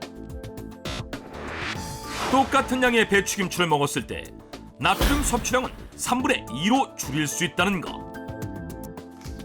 그렇다면 짜지 않으면서 감칠맛은 살리는 그녀만의 비법은 무엇일까? 조숙자 씨만의 저염 김치 비법 대공개. 항암 배추는 적당한 크기로 썰어주고 소금에 절여준다. 그런데 갑자기 따뜻한 물을 가져오는 조숙자 씨. 이 물로 대체 뭘 하려는 걸까? 뜨거운 물에다 빨리 이렇게 긴 시간 하고 빨리 절이면 식감도 더 좋고요. 시간도 절약되고 많이 절여지지 않아서 더 저염 김치가 될 수 있어요. 배추에 소금을 직접 뿌려 절이지 않고 따뜻한 소금물로 절이면 적은 양의 소금으로도 배추 깊숙이 간이 배어든다는 것. 조숙자 씨의 저염김치 비법 첫 번째, 배추를 따뜻한 소금물에 절여라. 소금 300g을 따뜻한 물 5리터에 넣고 잘 섞어준 다음 배추를 절여준다. 이제 배추가 절여지는 동안 김치소를 만들면 된다. 김치소의 재료를 준비하는 조숙자 씨. 그런데 재료가 너무 단출하다. 꼭 있어야 할 재료가 보이질 않는데. 젓갈이랑 뭐 새우젓 같은 게 안 보이네요. 저는 젓갈 대신에 육수를 맛있게 내가지고 거기다 간을 해서 그걸로 합니다. 젓갈 대신 육수를 사용한다? 흔히 김치를 담글 때 들어가는 새우젓과 멸치액젓 대신 육수를 활용하는 것이 조숙자 씨만의 저염김치 두 번째 비법. 육수 재료는 표고버섯과 마늘, 양파, 건새우, 다시마, 생강과 무. 이때 건새우는 기름을 두르지 않은 판에 한번 볶아서 활용하며 비린내는 잡고 감칠맛은 더욱 높일 수 있다. 이제 모든 재료를 넣고 30분 정도 끓여주면 감칠맛은 높이고 혈압은 낮춰주는 그녀만의 비법 육수 완성.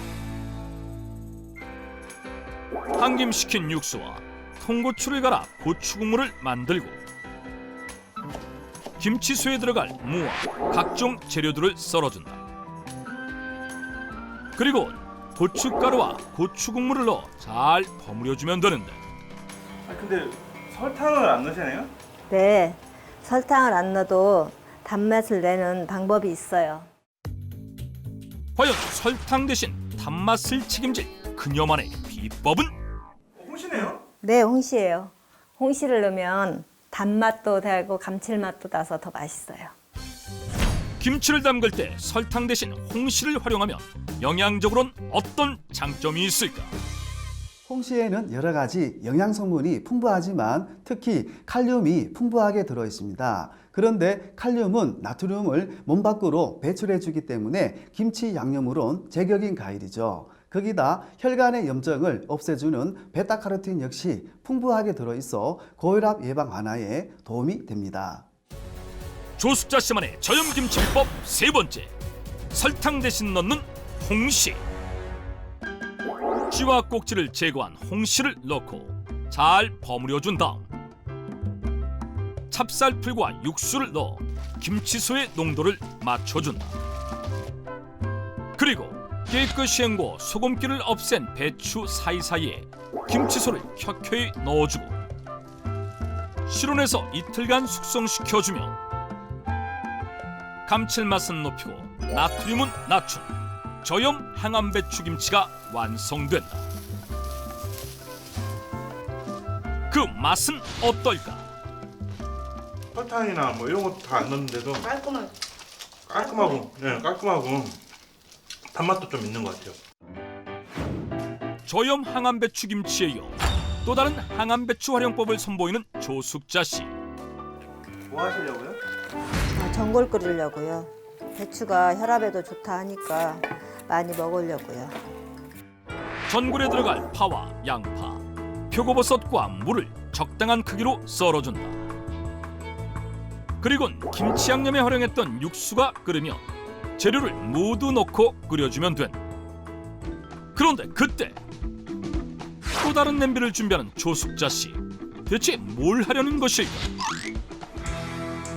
항암배추하고 같이 섞어서 먹으면 좋은 식재료가 있어서 그거 하려고요. 바로 전골입니다. 항암배추 전골에 연근을 넣는다? 연근이 심혈관 질환에도 좋고 또 식감 또한 뛰어나서 또 항암배추하고 궁합도 잘 맞고요. 그래서 같이 넣어서 먹으려고요. 연근은 아린 맛이 있기 때문에 끓는 물에 살짝 데쳐서 준비한다. 그리곤 항암배추와 연근, 준비한 재료를 모두 넣고 팔팔 끓여내면 깔끔하면서도 깊은 맛을 자랑하는 항암배추 전골이 완성된다. 연근의 풍부한 소화 효소가 항암배추의 소화 흡수율을 높여줍니다. 그리고 항암배추의 풍부한 크루코나스토틴 성분과 연근의 풍부한 영양 성분은 수용성이기 때문에 전골로 섭취하면 고혈압 예방 완화에 더욱 도움이 됩니다. 여기서 잠깐! 천기누설이 제안하는 꿀팁! 보통은 버려지기 마련인 배추 꼭지. 하지만 이 배추 꼭지에도 베타카로틴과 글루코나스투틴과 같은 영양 성분이 풍부하게 들어있다는 사실. 그래서 준비했다. 혈압 낮추는 데 도움이 되는 초간단 배추꼭지 활용법. 적당한 크기로 썬 배추꼭지는 기름을 두른 팬에 볶다가 간장과 올리고당으로 간을 해준다. 그리고 배추꼭지 속 베타카로틴의 흡수율을 높여줄 으깬 두부와 참깨를 넣고 달달 볶아내면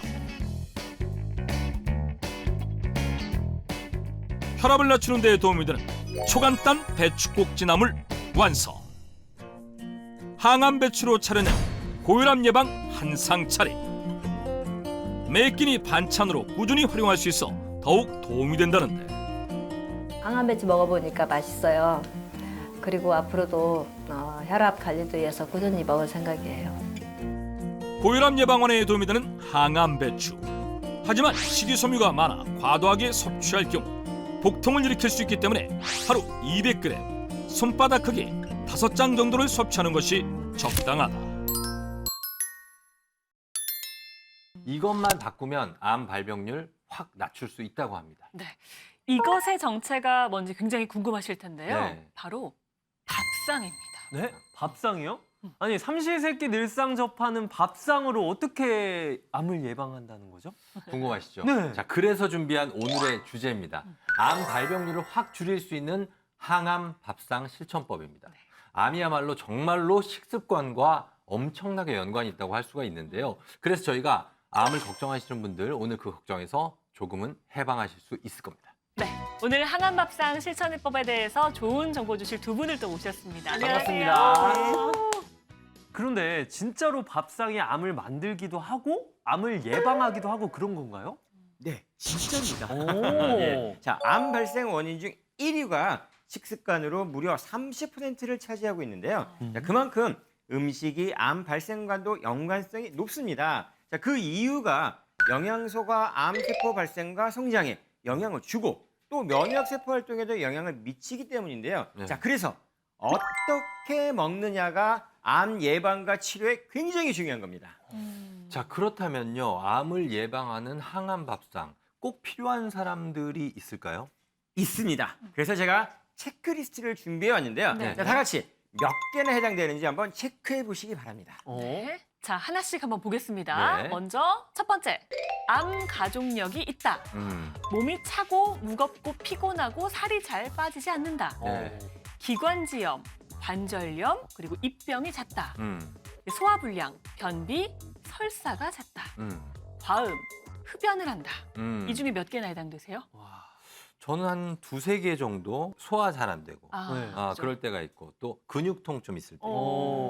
채필 씨는요? 채필 씨는 몇 개? 저는 4개나 해당되는데요. 그래요? 네 개요? 마지막 항목인 과음, 흡연 빼고 다 해당이 돼서 요즘 또 몸이 무겁고 그러더라고요. 이거 어떻게 해요? 4개 해당되면 저... 자, 5가지 항목 중에서 3가지 이상에 해당되시는 분들은 항암 밥상이 꼭 필요하신 분들입니다. 필요하네요, 오늘. 재필 씨는 항암 밥상을 지금 바로 그러니까 드셔야 돼요. 오늘 이후로 항암 밥상으로 꾸려놔야 될 것 같아요. 네, 어떻게 해요? 지금 저희 셋을 비롯해서요, TV를 보시는 시청자 여러분들 중에서도 항암 밥상이 꼭 필요하신 분들이 좀 있으실 텐데요. 네. 그래서 저희가 준비를 했습니다. 자, 따라만 해도 암 발병률을 확 낮춰준다는 이것. 짠! 채소. 브로콜리. 채소가 몸에 좋다는 건 다 알고 있는 사실 아닌가요? 항암 밥상의 포인트는 그냥 채소가 아니라 오색 채소입니다. 오색 채소. 아. 그러고 보니까 여기 색깔이 다양해요. 녹색, 뭐 황색, 빨강색 다양한 게 있네요. 오색 채소들에는 우리가 파이토케미컬이라는 식물의 각각의 영양소가 들어 있습니다. 자, 이것을 우리가 섭취할 경우에 몸 안에 유해론, 독성 물질들, 뭐 이런 활성산소, 암을 유발하는 이런 독성 물질들을 싹 제거시켜서 몸의 면역력을 높이고 해독 작용을 높여주게 되는 건데요. 자, 색깔이 하나씩 다르듯이 효는 또한 다르기 때문에 하나만 먹는 게 아니라 우리가 이런 오색 채소를 꼭 골고루 챙겨서 골고루 섭취해야 되는 것이 중요한 겁니다. 근데 채소 색깔마다 효능이 어떻게 다른지 이게 궁금한데요. 제가 하나씩 설명을 제가 드릴게요. 붉은색 같은 경우 빨간색이죠. 파프리카와 토마토가 이제 예를 들 수가 있는데요. 자, 이런 빨간색의 채소에는 리코펜이라는 성분이 많이 함유되어 있습니다. 자, 이 리코펜은 활성산소를 제거하고 암세포를 억제해요. 그래서 위암, 폐암, 전립선암 등을 예방하는 효과가 있고요. 더불어서 혈관을 튼튼하게 가꿔서 심혈관 질환 예방에도 큰 도움이 되는 겁니다. 라이코펜, 리코펜 맞아요. 뭐 많이 들어봤는데 네. 암세포를 억제한다니까 그게 뭐 유명한 이유가 있었고요. 그리고 노란색 채소는 어떤 효능인지 궁금한데요. 자, 노란색 채소의 대표적 경우는 제가 이제 고구마 그리고 호박을 갖다가 이제 얘기 드릴 수가 있는데요. 자, 이 노란색에는 베타카로틴이라는 강력한 항산화 물질이 들어 있습니다. 우리 몸에 있는 나쁜 독소와 노폐물을 배출하고 또 위암과 폐암을 예방한다고 알려졌는데요. 매일 고구마를 섭취하면 폐암 발생률이 50%나 줄어든다는 그런 연구 결과도 있습니다. 자, 그 밖에도 베타카로틴은 세포 재생을 도와서 노화를 낮춰주는 그런 데에도 도움을 줍니다. 다음으로 또 흰색 채소가 있잖아요. 네. 근데 흰색 채소는 무. 사실 우리 밥상에 잘 올라오는 김치 중에 네. 배추김치, 무김치 잘 먹고 그쵸, 있는 거 그쵸. 아닌가요? 맞습니다. 그죠? 자, 이 흰색 채소는 어마어마합니다. 무. 맞습니다. 달아주시나요? 자, 으름 주세요. 감사합니다. 이런 것도 해주시고. 예. 받아주시네요. 감사하네요. 마늘, 양파 등 흰색 채소들은 평소에도 우리가 많이 먹고 있는데요. 흰색 채소들에는 알릴 화합물이라는 성분이 있는데요. 유방암, 간암, 대장암, 위암 등을 예방하며 또 강한 살균 효과가 있어요. 항염, 항균 작용을 해서 암을 미리 막고 동시에 활성산소를 제거시키기 때문에 나쁜 이물질 배출에도 도움을 줍니다. 역시 뭐든 알고 먹어야 더 챙겨 먹게 되는 것 같은데 네. 그 다음에 이제 저 초록색 채소 있잖아요. 저를 꼭 빼닮은. 오늘 초록이네요. 네, 오늘 초록이로 제가 옷을 마실 채소네요, 사람 자체가. 저 초록 채소에는 엽록소가 풍부하잖아요. 근데 또 초록이라 야, 학교 다닐 때 네. 공부 좀 하셨는데. 공부했죠. 시금치와 이런 브로콜리 등은 녹색 채소에 풍부한 엽록소가 우리가 다른 말로 클로로필이라고 부르거든요. 자, 이 엽록소는 혈액의 흐름을 원활하게 해주고 중금속과 간에 쌓인 독소를 잡는 천연 해독제 역할을 합니다. 자, 연구에 따르면 DNA를 손상시킬 수 있는 발암 물질을 억제하고 그리고 간암을 예방하는 데 도움이 된다고 밝혀지기도 했습니다. 자, 그러면 이 오색 채소가 준비됐는데 이걸 어떻게 먹어야지 항암 예방에 도움이 되는 걸까요? 자, 이름하여 오색 채소 365 원칙만 따르시면 됩니다. 369가 아니라 365네요. 369 아니고, 네네. 365네. 자, 369 아니고요. 1년이 365일이잖아요. 그래서 제가 365를 했는데요. 자, 하루 3번 채소를 6가지 이상 그리고 오색으로 먹게 되면 가족 3대가 6대 암과 5대 만성질환을 예방할 수 있다. 그런 뜻입니다. 제가 이 타이밍에 시청자분들을 대변해서 한마디 네. 하겠습니다. 아니 사실 5가지 채소 좋습니다. 근데 이게 다양하게 먹는 게 사실 쉽지 않거든요. 그렇죠. 우리 선생님도 한 밥상에 이렇게 5가지 채소 4번 올리기 쉽지 않다는 거 저 알고 있거든요. 어떻게 합니까 이거? 쉽지 않은군요. 네, 맞습니다. 쉽지 않습니다. 그래서 일부러 이렇게 원칙을 만들어서 드시라고 말씀드리는 건데요. 사실 저는 그 도시락 싸고 할 때 일부러 나물이라든지 채소 이런 것들을 즐겨 먹기는 합니다. 그래서 많이 먹는 편인데 저와 달리 보통 우리 현대인들은 국민 4명 중 3명이 채소나 과일 섭취가 권장 소치량에 못 미치는 수준이라고 합니다. 맞아요. 예, 잘 안 먹는 분들이 많은데 근데 암 예방에 좋은 건 알겠지만 우리가 사실 뭐 염소나 소가 아니지 않습니까? 어떻게 채소를 막 씹어 먹고 그죠? 쉽지 않잖아요. 매일매일 먹기는. 그것도. 예, 어떻게 해야 됩니까? 걱정 마세요. 우리에게 김선영 수행님, 선생님이 있으니까요. 네. 자, 오늘도 저만 믿고 따라오시면 됩니다. 네. 이거 약간 자, 미시는 거예요? 네. 우리 집 밥상을 건강 찾고 맛까지 잡은 항암 밥상으로 탈바꿈해 드릴게요. 자, 정말 기대됩니다. 첫 번째 요리는 그러면 뭐를 갈까요? 첫 번째 요리. 네, 아무래도 한국인은 밥심 아니겠습니까? 그렇죠. 가지밥을 알려드릴게요.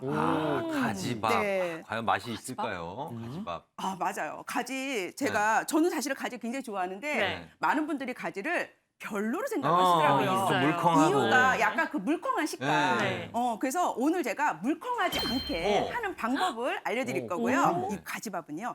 특별한 반찬 없어도 요거 하나만 있으면은 한 그릇 뚝딱 맛있게 먹을 수 있습니다. 네, 오늘요 이 가지밥을 저는 냄비밥으로 하려고 해요. 냄비로? 네, 냄비밥 하실 수 있겠어요? 냄비밥 어렵죠. 냄비밥 어려워요. 냄비밥. 네, 이담 씨를 비롯해서 네. 이재필 씨 네. 그리고 많은 시청자분들 냄비밥 너무 어려워하시는데 맞아요. 뭐 강불에 몇 분, 중불에 몇 분, 약불에 몇 분 다 필요 없습니다. 제가 오늘 아주 간단하게 알려드릴게요. 네. 쌀을 지금 30분 정도 불렸어요. 네, 불린 쌀. 쌀을 2컵에서 불리면 이렇게 3컵이 되거든요. 네, 3컵에 불린 쌀을 이렇게 불리기 전에 쌀이 2컵이거든요. 그러니까 물은요 2컵을 넣어주시면 돼요. 뭐 이거는 뭐 어렵지 않죠. 네. 자, 그러면은 이거를 밥을 하는데 제가 오늘 아주 꿀팁 알려드린다 했잖아요. 네. 가정에 쓰는 게 인덕션이 있고 그다음에 가스불이 있을 거예요. 일단은 인덕션을 알려드리자면 인덕션을 하셨을 때 각각의 집마다 하이 레벨에 있죠. 10까지 있어요, 10. 10까지 있어요? 네. 저희 집은 14. 제일 낮은 레벨에서부터 최고 높은 레벨을 3으로 나눈 거예요. 네. 3으로 아, 나눠서 3으로. 3분의 1 되는 지점에다 놓고 25분을 하시면 냄비밥 완성. 그럼 10이면은 3에다 놓고. 3 정도. 그렇죠. 네. 이해되시죠? 네. 다 하실 수 있겠죠? 네. 자, 그러면 가스불은 인덕션 아닌데 가스불인데 하시면은 중불은 조금 세요. 네. 약불은 또 너무 약해요. 그래서 중불과 약불 그 사이로 놓고 중약불. 20분을 그대로 끓이는 거예요. 그대로 그리고 난 다음에 약중불로. 5분 정도는 약불에서 5분 정도 하잖아요. 그러면 밑이 눌지도 않는 맛있는 냄비밥이 완성이 됩니다. 아시겠죠? 그러니까 중불과 약불 사이 20분간 끓이고 약불에서 5분 정도 뜸들이면 되는 거죠. 그렇죠. 네. 자, 일단 오늘 이제 주제가 가지잖아요. 네. 네, 그럼 가지를 제가 아까 맛있게 해드린다고 약속했으니까 그죠? 제가 맛있게 한번 해보도록 하겠습니다. 어떻게 해야 맛있을까요? 네. 가지를 이제 한 입 크기로 이렇게 썰면 돼요. 이렇게 썰어가지고. 아유, 한입 크기. 네. 한입 크기. 한 입이 되게 크시네. 지금 이제 자르고 계시는 거죠? 입이 크니까. 그죠? 예. 조동 씨는 조그맣게 쓰시면 됩니다. 네, 알겠습니다. 알겠습니다. 제필 씨 이거 지금 네. 두께가 어느 정도 될 것 같아요? 이거 두께요? 굉장히 도톰하죠. 네, 도톰하게 그냥, 써셨어요. 네, 도톰하게 썰었어요. 이렇게 도톰하게 썰어서 이거를 밑간을 좀 할 텐데 네. 간을 일단은 간장으로 할게요. 간장으로. 양조 간장. 양조 간장. 한 양조 2스푼 간장. 정도. 그다음에 요거 들기름이에요. 자, 들기름. 요렇게 2가지만 넣어가지고요. 요렇게 뿌려주세요. 그러니까 밑간을 하는 거죠. 네. 이렇게. 벌써 맛있겠는데. 자, 그러면 이게 이제 20분 정도 끓였어요. 그러면 밥이 됐을까요? 안 됐을까요? 거의 된 거 아닌가? 맞아요. 오, 그 역시. 손만 드리면 되니까. 네. 그 된 밥에다가 요 가지를 넣고 5분 정도만 약불에서 더 하시면은 완성이 되는데요. 네. 아까 조우정 씨가 네. 흐물흐물한 가지 너무 싫어요 그랬잖아요. 네. 이렇게 하면은 약간 씹히는 식감이 있어서 가지를 아주 맛있게 드실 수가 있습니다. 지금- 짠, 이렇게. 와. 이렇게. 와. 네. 이렇게 완성됐습니다. 가지의 윤기가 쫙 나죠. 예, 예. 네, 자, 그러면 제가 이 밥 하나만 먹어도 한 그릇 뚝딱 할 수 있다 그랬잖아요. 네. 제가 양념장을 만들어 드릴게요. 오, 네. 양념장 중요합니다. 네, 양념장. 자, 일단 간장 넣을게요. 간장. 네. 간장 한 3스푼 넣어주시고요. 이대로 드셔도 맛있어요. 그런데 네. 혹시 여기에 이제 파. 뭐 고추라든지 아니면 파라든지 부추라든지 이런 걸 넣어서 드시면은 좋겠다. 네, 훨씬 씹히는 맛도 더 있고. 맛있게 네. 드실 수가 있죠. 네. 이렇게 하면은 가지밥이 완성이 되는데 네.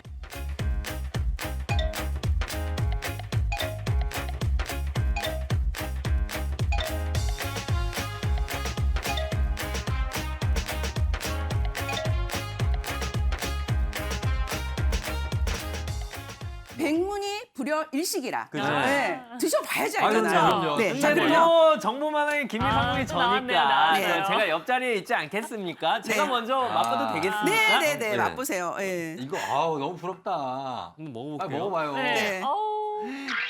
어떨까요? 이거 맛있는 우와. 느낌이야. 맛있을 거야. 맛있어요? 맛있어. 이거 맛있다. 이거. 아니, 가지가 왜 이렇게 부드러워? 부드러운 데다가 네. 흐물거리지 않고 약간 그 아삭아삭. 아삭아삭하기라고 하면은 네. 아유 무슨 아삭아삭해 가지가- 이러실 거예요. 네. 그런데 약간 그 아삭아삭하는 그 식감을 느낄 수가 있어요. 네. 아니, 가지가 막 얘기를 해요. 나 가지야, 가지야. 이거는 내일 먹을 거죠? 선생님.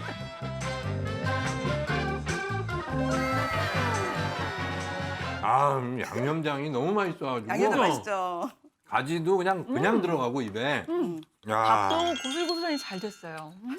가지의 그 흐물흐물한 식감 때문에 싫다고 하시는데 네. 이렇게 뜸 들일 때 한 5분 정도만 놨다가 드시면은 가지가 살콤하게 익어가지고 맛있게 드실 수가 있으니까 꼭 이렇게 만들어 보시기 바랍니다. 이게 또 양념장까지 돼 있으니까요. 입맛 없을 때 한 끼 그냥 뚝딱 하실 수 있을 것 같아요. 어르신들께서도. 네. 양념장 레시피 여러분 이 비율은 꼭 배워가시기 바랍니다. 맞아요. 요거 항암 밥상으로 가지 밥을 한 거잖아요. 실제로 항암에 도움이 되는 건가요?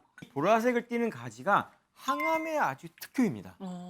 자, 많이 알고 계신 안토시아닌 색소라고 알고 계시죠? 자, 이 색소 중에서 자주색을 내는 나스닌 성분이라고 있는데요. 이 성분이 껍질에 많습니다. 그래서 껍질까지 같이 드시게 되면 활성산소를 억제하고 세포 손상을 막아서 각종 갑상선암이나 폐암 등을 예방하는 탁월한 항암 효과를 발휘한다고 알려져 있습니다. 근데 암에 좋지만 혹시 가지가 다이어트 식품으로도 알고 있는데 이게 맞아요. 맞는 건가요? 네, 맞습니다. 오. 가지가 식욕 억제 효과가 있고요. 다이어트에 아주 그만인데요. 마지막에 넣은 들기름 있잖아요. 네. 이게 신의 한 수인 게 필수 지방산인 리놀레산이 많잖아요. 들기름에. 네. 그래서 흡수를 도와가지고 혈관도 아주 깨끗하게 해주고 혈관 속 지방 타파에 도움을 주기 때문에 비만도 막아주고요. 가지를 드실 때는 반드시 기름과 함께 드셔야지만 우리 체내에 있는 혈액을 녹여가지고 몸 밖으로 배출해주니까 꼭 들기름과 함께 드시는 거를 추천드립니다. 와. 네. 아 이거 진짜 너무 맛있습니다. 진짜, 다 드셨- 거의 다 먹었어요. 진짜 다 먹었어요. 밥을 다 드셨어요. 저는 리필했어요 지금. 더 먹고 싶어요. 이 두 번째 요리도 좀 보고 싶은데 다음 요리는 어떤 게 있나요? 네, 항암 실천은 아침부터 해야 되겠죠. 네. 식사 대용으로 너무 좋은 토마토, 브로콜리, 달걀 볶음을 만들어 볼 건데요. 이것도 뭔가 맛있을 것 같다. 이때 방울토마토로 하는 게 좋을지 아니면 왕토마토로 하는 게 좋을지 네. 유재필 씨는 어떤 거를 하면 좋을까요? 이왕이면 뭐 크게. 예? 그게 방울토마토 저는 말고 방울 갑니다. 이게 크게 한번 가시는 거 어떻습니까? 이게 맞죠? 방울이요. 큰 네, 거. 이 정답은 장동현 선생님께서 아실 것 같은데. 네. 저요? 갑자기 예. 방울토마토일 것 같아요. 왜냐하면 방울토마토는 큰 토마토에 비해서 리코펜은 3배, 그리고 사포닌 성분은 무려 5배나 많다고 알려져 있거든요. 저는 방울토마토입니다. 당연히 방울이네요. 네, 제 마음을 잘 읽으셨어요. 그래서 네. 오늘 제가 방울토마토를 사용해서 만들어 보도록 하겠습니다. 유재필 네, 탈락. 더 배워야 돼요. 네, 자 방울토마토 이렇게 해가지고 이거를 한 반 정도만 이렇게 썰어서 준비를 해주시면 돼요. 어렵지 않죠? 어렵지 않아요. 자 그다음에 브로콜리도 네. 작게 이렇게 줄기 쪽으로 해서 이렇게 하면은 작게 썰어지죠. 아, 그렇게 하는 그래서 거구나. 브로콜리도 이렇게 준비를 해주시면 되고요. 달걀 한 3개 정도를 오늘 해보도록 할게요. 자 근데 달걀을 할 때 간을 해야 되겠죠. 네. 자 일단은 여기다가 소금 약간 넣어줄게요. 소금 약간 간을 넣어주고, 잘하죠. 네, 그다음에 오늘 후추도 약간만 넣어줄게요. 후추를. 네, 그런 다음에 여기다가 요거 굴소스예요. 굴소스? 네, 굴소스 없다 그러면 그냥 소금 조금 더 넣으시면 돼요. 네, 이거를 중국에서는 가상채라고 한대요. 집가짜, 늘상짜, 음식채자. 집에서 늘 해먹는 음식이라는 거죠. 우리는 달걀 갖고 집에서 늘 해먹는 거 뭐 있어요? 달걀 후라이, 그쵸? 네, 달걀 후라이. 그 정도로 오늘 간단하다는 그 거예요. 정도입니다. 네, 자, 그 정도입니다. 네. 자, 그러면 시작을 해볼게요. 네. 자, 일단 팬 이렇게 가열한 다음에 기름을 좀 둘러주시고요. 네. 여기다가 맨 먼저 토마토를 먼저 볶을 거예요. 그런데 여러분들 많이 아시죠? 토마토를 기름에 볶아 먹으면 항산화 성분인 리코펜 따라가요? 성분을 30%나 더 흡수할 수 더 있다고. 흡수해요? 더요? 네, 그러니까 사실은 토마토를 제일 잘 먹는 방법은 기름에 볶아서 먹는 거예요. 네, 자 그러면은 이렇게 해서 기름에 볶아서 그러면 더 좋고. 할게요. 네. 오. 자 기름에 볶는데 이때 여기다가 소금을 약간만 살짝. 이렇게 넣어주시면은 네. 이따가 간이 맞아서 훨씬 맛있게 드실 수가 있거든요. 그래서 소금부터 이렇게. 저기다. 그리고 주의할 점은 이 토마토를 너무 오래 볶으시면 안 돼요. 네. 우리 토마토도 그냥 먹잖아요. 그렇죠. 그렇기 때문에 이렇게 살짝만 볶아서 살짝만. 하는 거를 추천드립니다. 살짝만. 네, 자 감칠맛 이렇게 나게. 네, 자 됐죠. 볶네요. 네. 자 여기다가 이제 브로콜리를 볶아요? 이렇게 볶아요? 네, 볶을 거예요. 그런데 야, 이건 브로콜리를 볶을 때 참기름을 살짝 넣어주시는 게 좋아요. 이렇게 넣어주고요. 물을요 약간 넣어요. 이렇게 물을 넣고요. 자 이거를 뚜껑을 살짝 덮어서 꼭 김만 나면 꺼요. 브로콜리를 많은 분들이 물 많이 해서 데쳐서 드시잖아요. 맞아요. 그렇게 해서 우리가- 초장에 찍어 먹잖아요. 맞아요. 네. 우리가 브로콜리를 먹을 거예요? 아니면 브로콜리 데친 물을 먹을 거예요? 브로콜리요. 브로콜리요. 그쵸? 물에 데치는 거? 노노노노. 노노. 물을 약간만 넣고 이렇게 찌듯이 하는 거를 강력 추천드려요. 그럼 뭐가 더 좋은가요? 영양 성분이 뭐 더 풍부해지나요? 영양소 손실을 줄여줄 수도 있고요. 그다음에 우리 왜 브로콜리에는 세포 노화 예방에 도움이 되는 비타민 A가 있거든요. 근데 이거를 기름에 볶으면 흡수율이 올라가요. 그리고 오늘 볶을 때 참기름 넣었잖아요. 네. 참기름을 사용하면 비타민 C와 E가 많아져서 영양가도 2배로 맛도 시킬 수 있고 있습니다. 맛도 두 배. 맛도 있고요. 네. 그렇죠. 진짜 안 할 너무 이유가 좋은 없죠. 네. 자, 한 가지 제가 덧붙이자면 우리 좀 전에 초장에 브로콜리 많이들 찍어 먹는 거 사실 저도 사실 그렇게 먹는데요. 네. 하지만 이 궁합은 사실 옳지가 않습니다. 자, 왜냐하면 초장의 산 성분이 브로콜리의 베타카로틴을 파괴해요. 그래서 항산화 작용을 사라지게 만들거든요. 그래서 만약에 건강하게 드시고 싶다 그러시면 겨자나 고추냉이와 함께 드시는 게 좋습니다. 브로콜리 속의 항암 작용을 돕는 설포라펜의 형성을 극대화시켜주거든요. 자, 그래서 보세요. 브로콜리 어떻게 됐어요? 와. 요렇게. 와, 뭔가 느낌이 자, 올라오네. 색이 되죠. 불 켜주세요. 네. 우리 남은 식재료 하나 뭐 있죠? 달걀물이요. 그렇죠. 이렇게 지금 달걀물 넣었잖아요. 네. 그러면 이거 여러분들이 많이 해서 드시는 스크램블 에그를 할 네. 거예요. 네. 자, 그런데 자, 이렇게 해서 처음부터 젓지 마시고요. 어느 정도 가장자리가 지금 이렇게 이거 올라온다. 네. 그러면은 이거를 이렇게 저어주시면 돼요. 그냥 되게 간단하네요. 저도 할 수 있을 것 이거는 같아요. 많이 해먹죠. 이거는 많이 스크램블. 해먹죠, 진짜. 네. 예. 자, 이렇게 네. 됐죠? 자, 그러면 이렇게 달걀물이 끈적끈적하게 있을 때 이렇게 뭐요? 예. 같이. 브로콜리하고 그다음에 요 토마토를 넣고요. 이때 색깔 예쁘다. 많은 분들이 어떻게 하냐면 토마토를 너무 오래 볶아가지고 토마토에서 물이 나오게끔 볶아요. 맞아요. 네, 그거 옳아요, 안 옳아요? 안 옳아요. 네, 옳지 않아요. 옳지 않아. 네. 완성됐습니다. 완성. 와, 진짜 간단하네. 네, 자 마지막에 참기름 쫙 끝내면 와. 끝. 야, 그냥 한 끼 식사네 완전. 그렇죠. 아침에 저는 이 정도면 충분할 네. 것 같은데. 정말 좋을 것 같은데. 그렇죠. 건강을 다 챙길 수 있는. 약간 지중해식 식단 아닌가요? 네.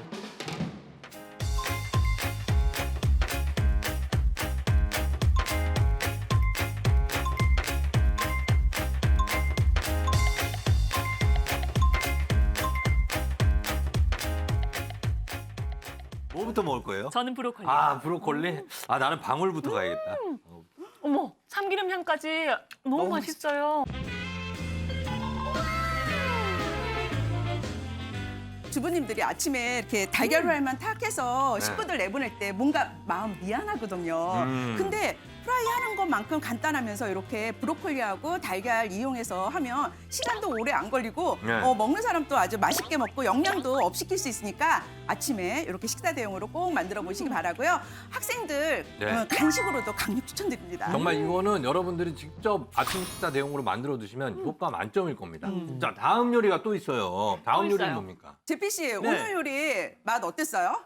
맛있었고 네. 이런 질문 하지 마요. 그냥 당근이에요. 당근 저는. 네, 자, 지금 제피 씨가 당근이라고 해서 네. 제가 오늘 당근으로 오늘 항암밥상을 만들어 이야. 보도록 하겠습니다. 우리 콩트 괜찮죠? 엉망이에요. 네, 배우셔야 돼요. 당근은 오히려 구워 먹을 때 더 좋은 대표적인 식품인데요. 자, 암 예방에 효과적인 당근 속에 있는 베타카로틴이 생으로 먹었을 때는 체내 흡수량이 약 10% 정도밖에 안 돼요. 네. 그런데 구워 먹으면 60% 이상으로 높아지거든요. 와. 그리고 당근은 지용성 비타민을 가지고 있기 때문에 기름에 볶아 먹으면 비타민 섭취율이 더 높아집니다. 네. 그래서 항산화 기능은 높아지고 나쁜 세포 생성을 억제해서 항암 예방에 더욱더 도움을 얻을 수가 있는 겁니다. 당근전을 할 거예요. 자, 당근전인데 처음 들어봐요. 아니, 당근 샐러드, 당근 주스는 들어봤는데 당근전은 저는 네, 처음 들어봐요. 진짜 처음이야. 네. 네, 당근이 이렇게 단맛이 났던 건가 하고 아마 깜짝 놀라실 거예요. 네, 자, 당근은 깨끗하게 씻어서 채칼로 이렇게 썰어 주셔가지고 네. 여기다가 이제 소금을 조금 절여야 되는데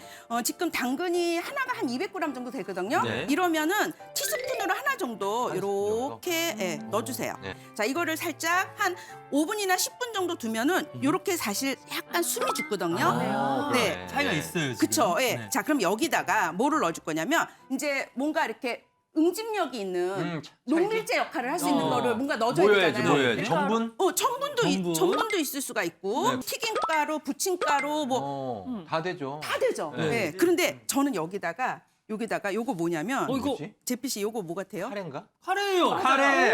이 카레. 카레를 정말 약간만 매력 있게 살짝. 매력 있다, 자, 그래서 매력 있다. 이렇게 넣어줄게요. 네, 저는 뭐 전분하고 밀가루 넣습니다만은 집에서는 정말 있는 거, 뭐 튀김가루, 부침가루 다 괜찮아요. 네, 네. 네, 자 그럼 여기다가 달걀 하나를 이렇게 넣어줄게요. 또 달걀이 들어가네요. 달걀물. 맛있잖아요. 이거 맛이잖아요. 네, 없으면 안 넣으셔도 돼요. 그런 다음에 여기다가 이제 물을 이렇게 살짝 넣어가지고 이거를 반죽을 하는 거예요. 이렇게.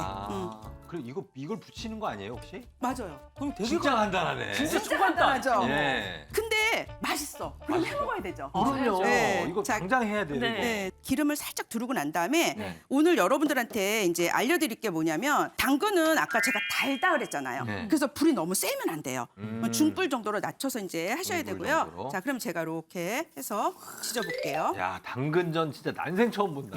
그쵸. 당근전 그러니까. 특이하긴 한데 네, 응, 몸에 하면 뭐 좋지 뭐. 집에서 뭐 당근 있으니까 부쳐 먹으면 되지 하는데 네. 이렇게 하면 또 제가 또 김선영이 너무 또 아. 싱거울까봐 제가 뭐예요? 오늘 또 퍼포먼스 하나 보여드리도록 하겠어요. 기대됩니다. 네, 이걸로 뒤집잖아요. 그렇죠. 뒤집개로 하죠. 뒤집개로. 네. 근데 스냅으로 난리 나요? 셰프들이 스냅으로 탁 해서 하는 거 하고 싶어요, 안 하고 싶어요? 하고 싶어요. 내가 보고 오늘 싶어요. 첫 번째는 이렇게 흔들어서 띄워줘야 돼요. 예. 자, 그런 다음에 자 제가 일단 하고 됐어. 이거를 한 바퀴 이렇게 돌려야 돼요. 네. 그러면 적어도 이 전 지진 높이만큼 올려야 돼요. 근데 많은 분들이 잠시만요. 조금만 올려. 조금만 올리는 거야. 무서워요. 그러면 얘가 위에서 접혀요. 날아가다가 높이가 안 되니까 안 되니까. 폴더형으로 접혀. 맞아요. 그쵸? 예. 그리고 또 너무 많이 높이게 되면 360도 회전이 돼서 네. 원위치가 돼요. 네. 자, 그러면 자 해보세요 한번. 저 바로 자 할 수 이제 있어요. 도전합니다. 자, 도전. 갑니다. 원샷 원킬. 완성. 야.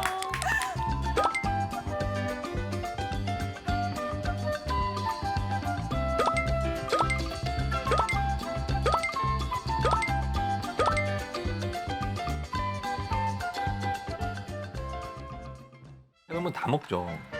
이거 호박전 아니에요? 호박전?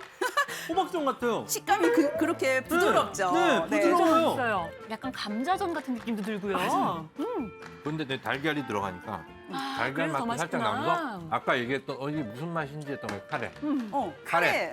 카레가 살짝 들어가 있는 이게 매력이 있어요. 그러네요. 느낌 네. 있네요. 은근해서 이런 맛이 날 수 있다니까 진짜 아이들이 정말 좋아할 것 같아서 아이 엄마들이 꼭 이걸 해보시기 바랍니다. 당근에 들어있는 베타카로틴은 비타민 A로 전환이 되려면 기름과 함께 섭취해야 되기 때문에 오늘 당근을 당근전으로 드시는 거는 몸에도 좋고 맛도 좋으니까 당근전 꼭 만들어 보세요. 야 정말 오늘도 엄청나게 맛있는 레시피 알려준 김선영 선생님 그리고 건강 정보 알려주신 장동민 선생님 고맙습니다. 고맙습니다.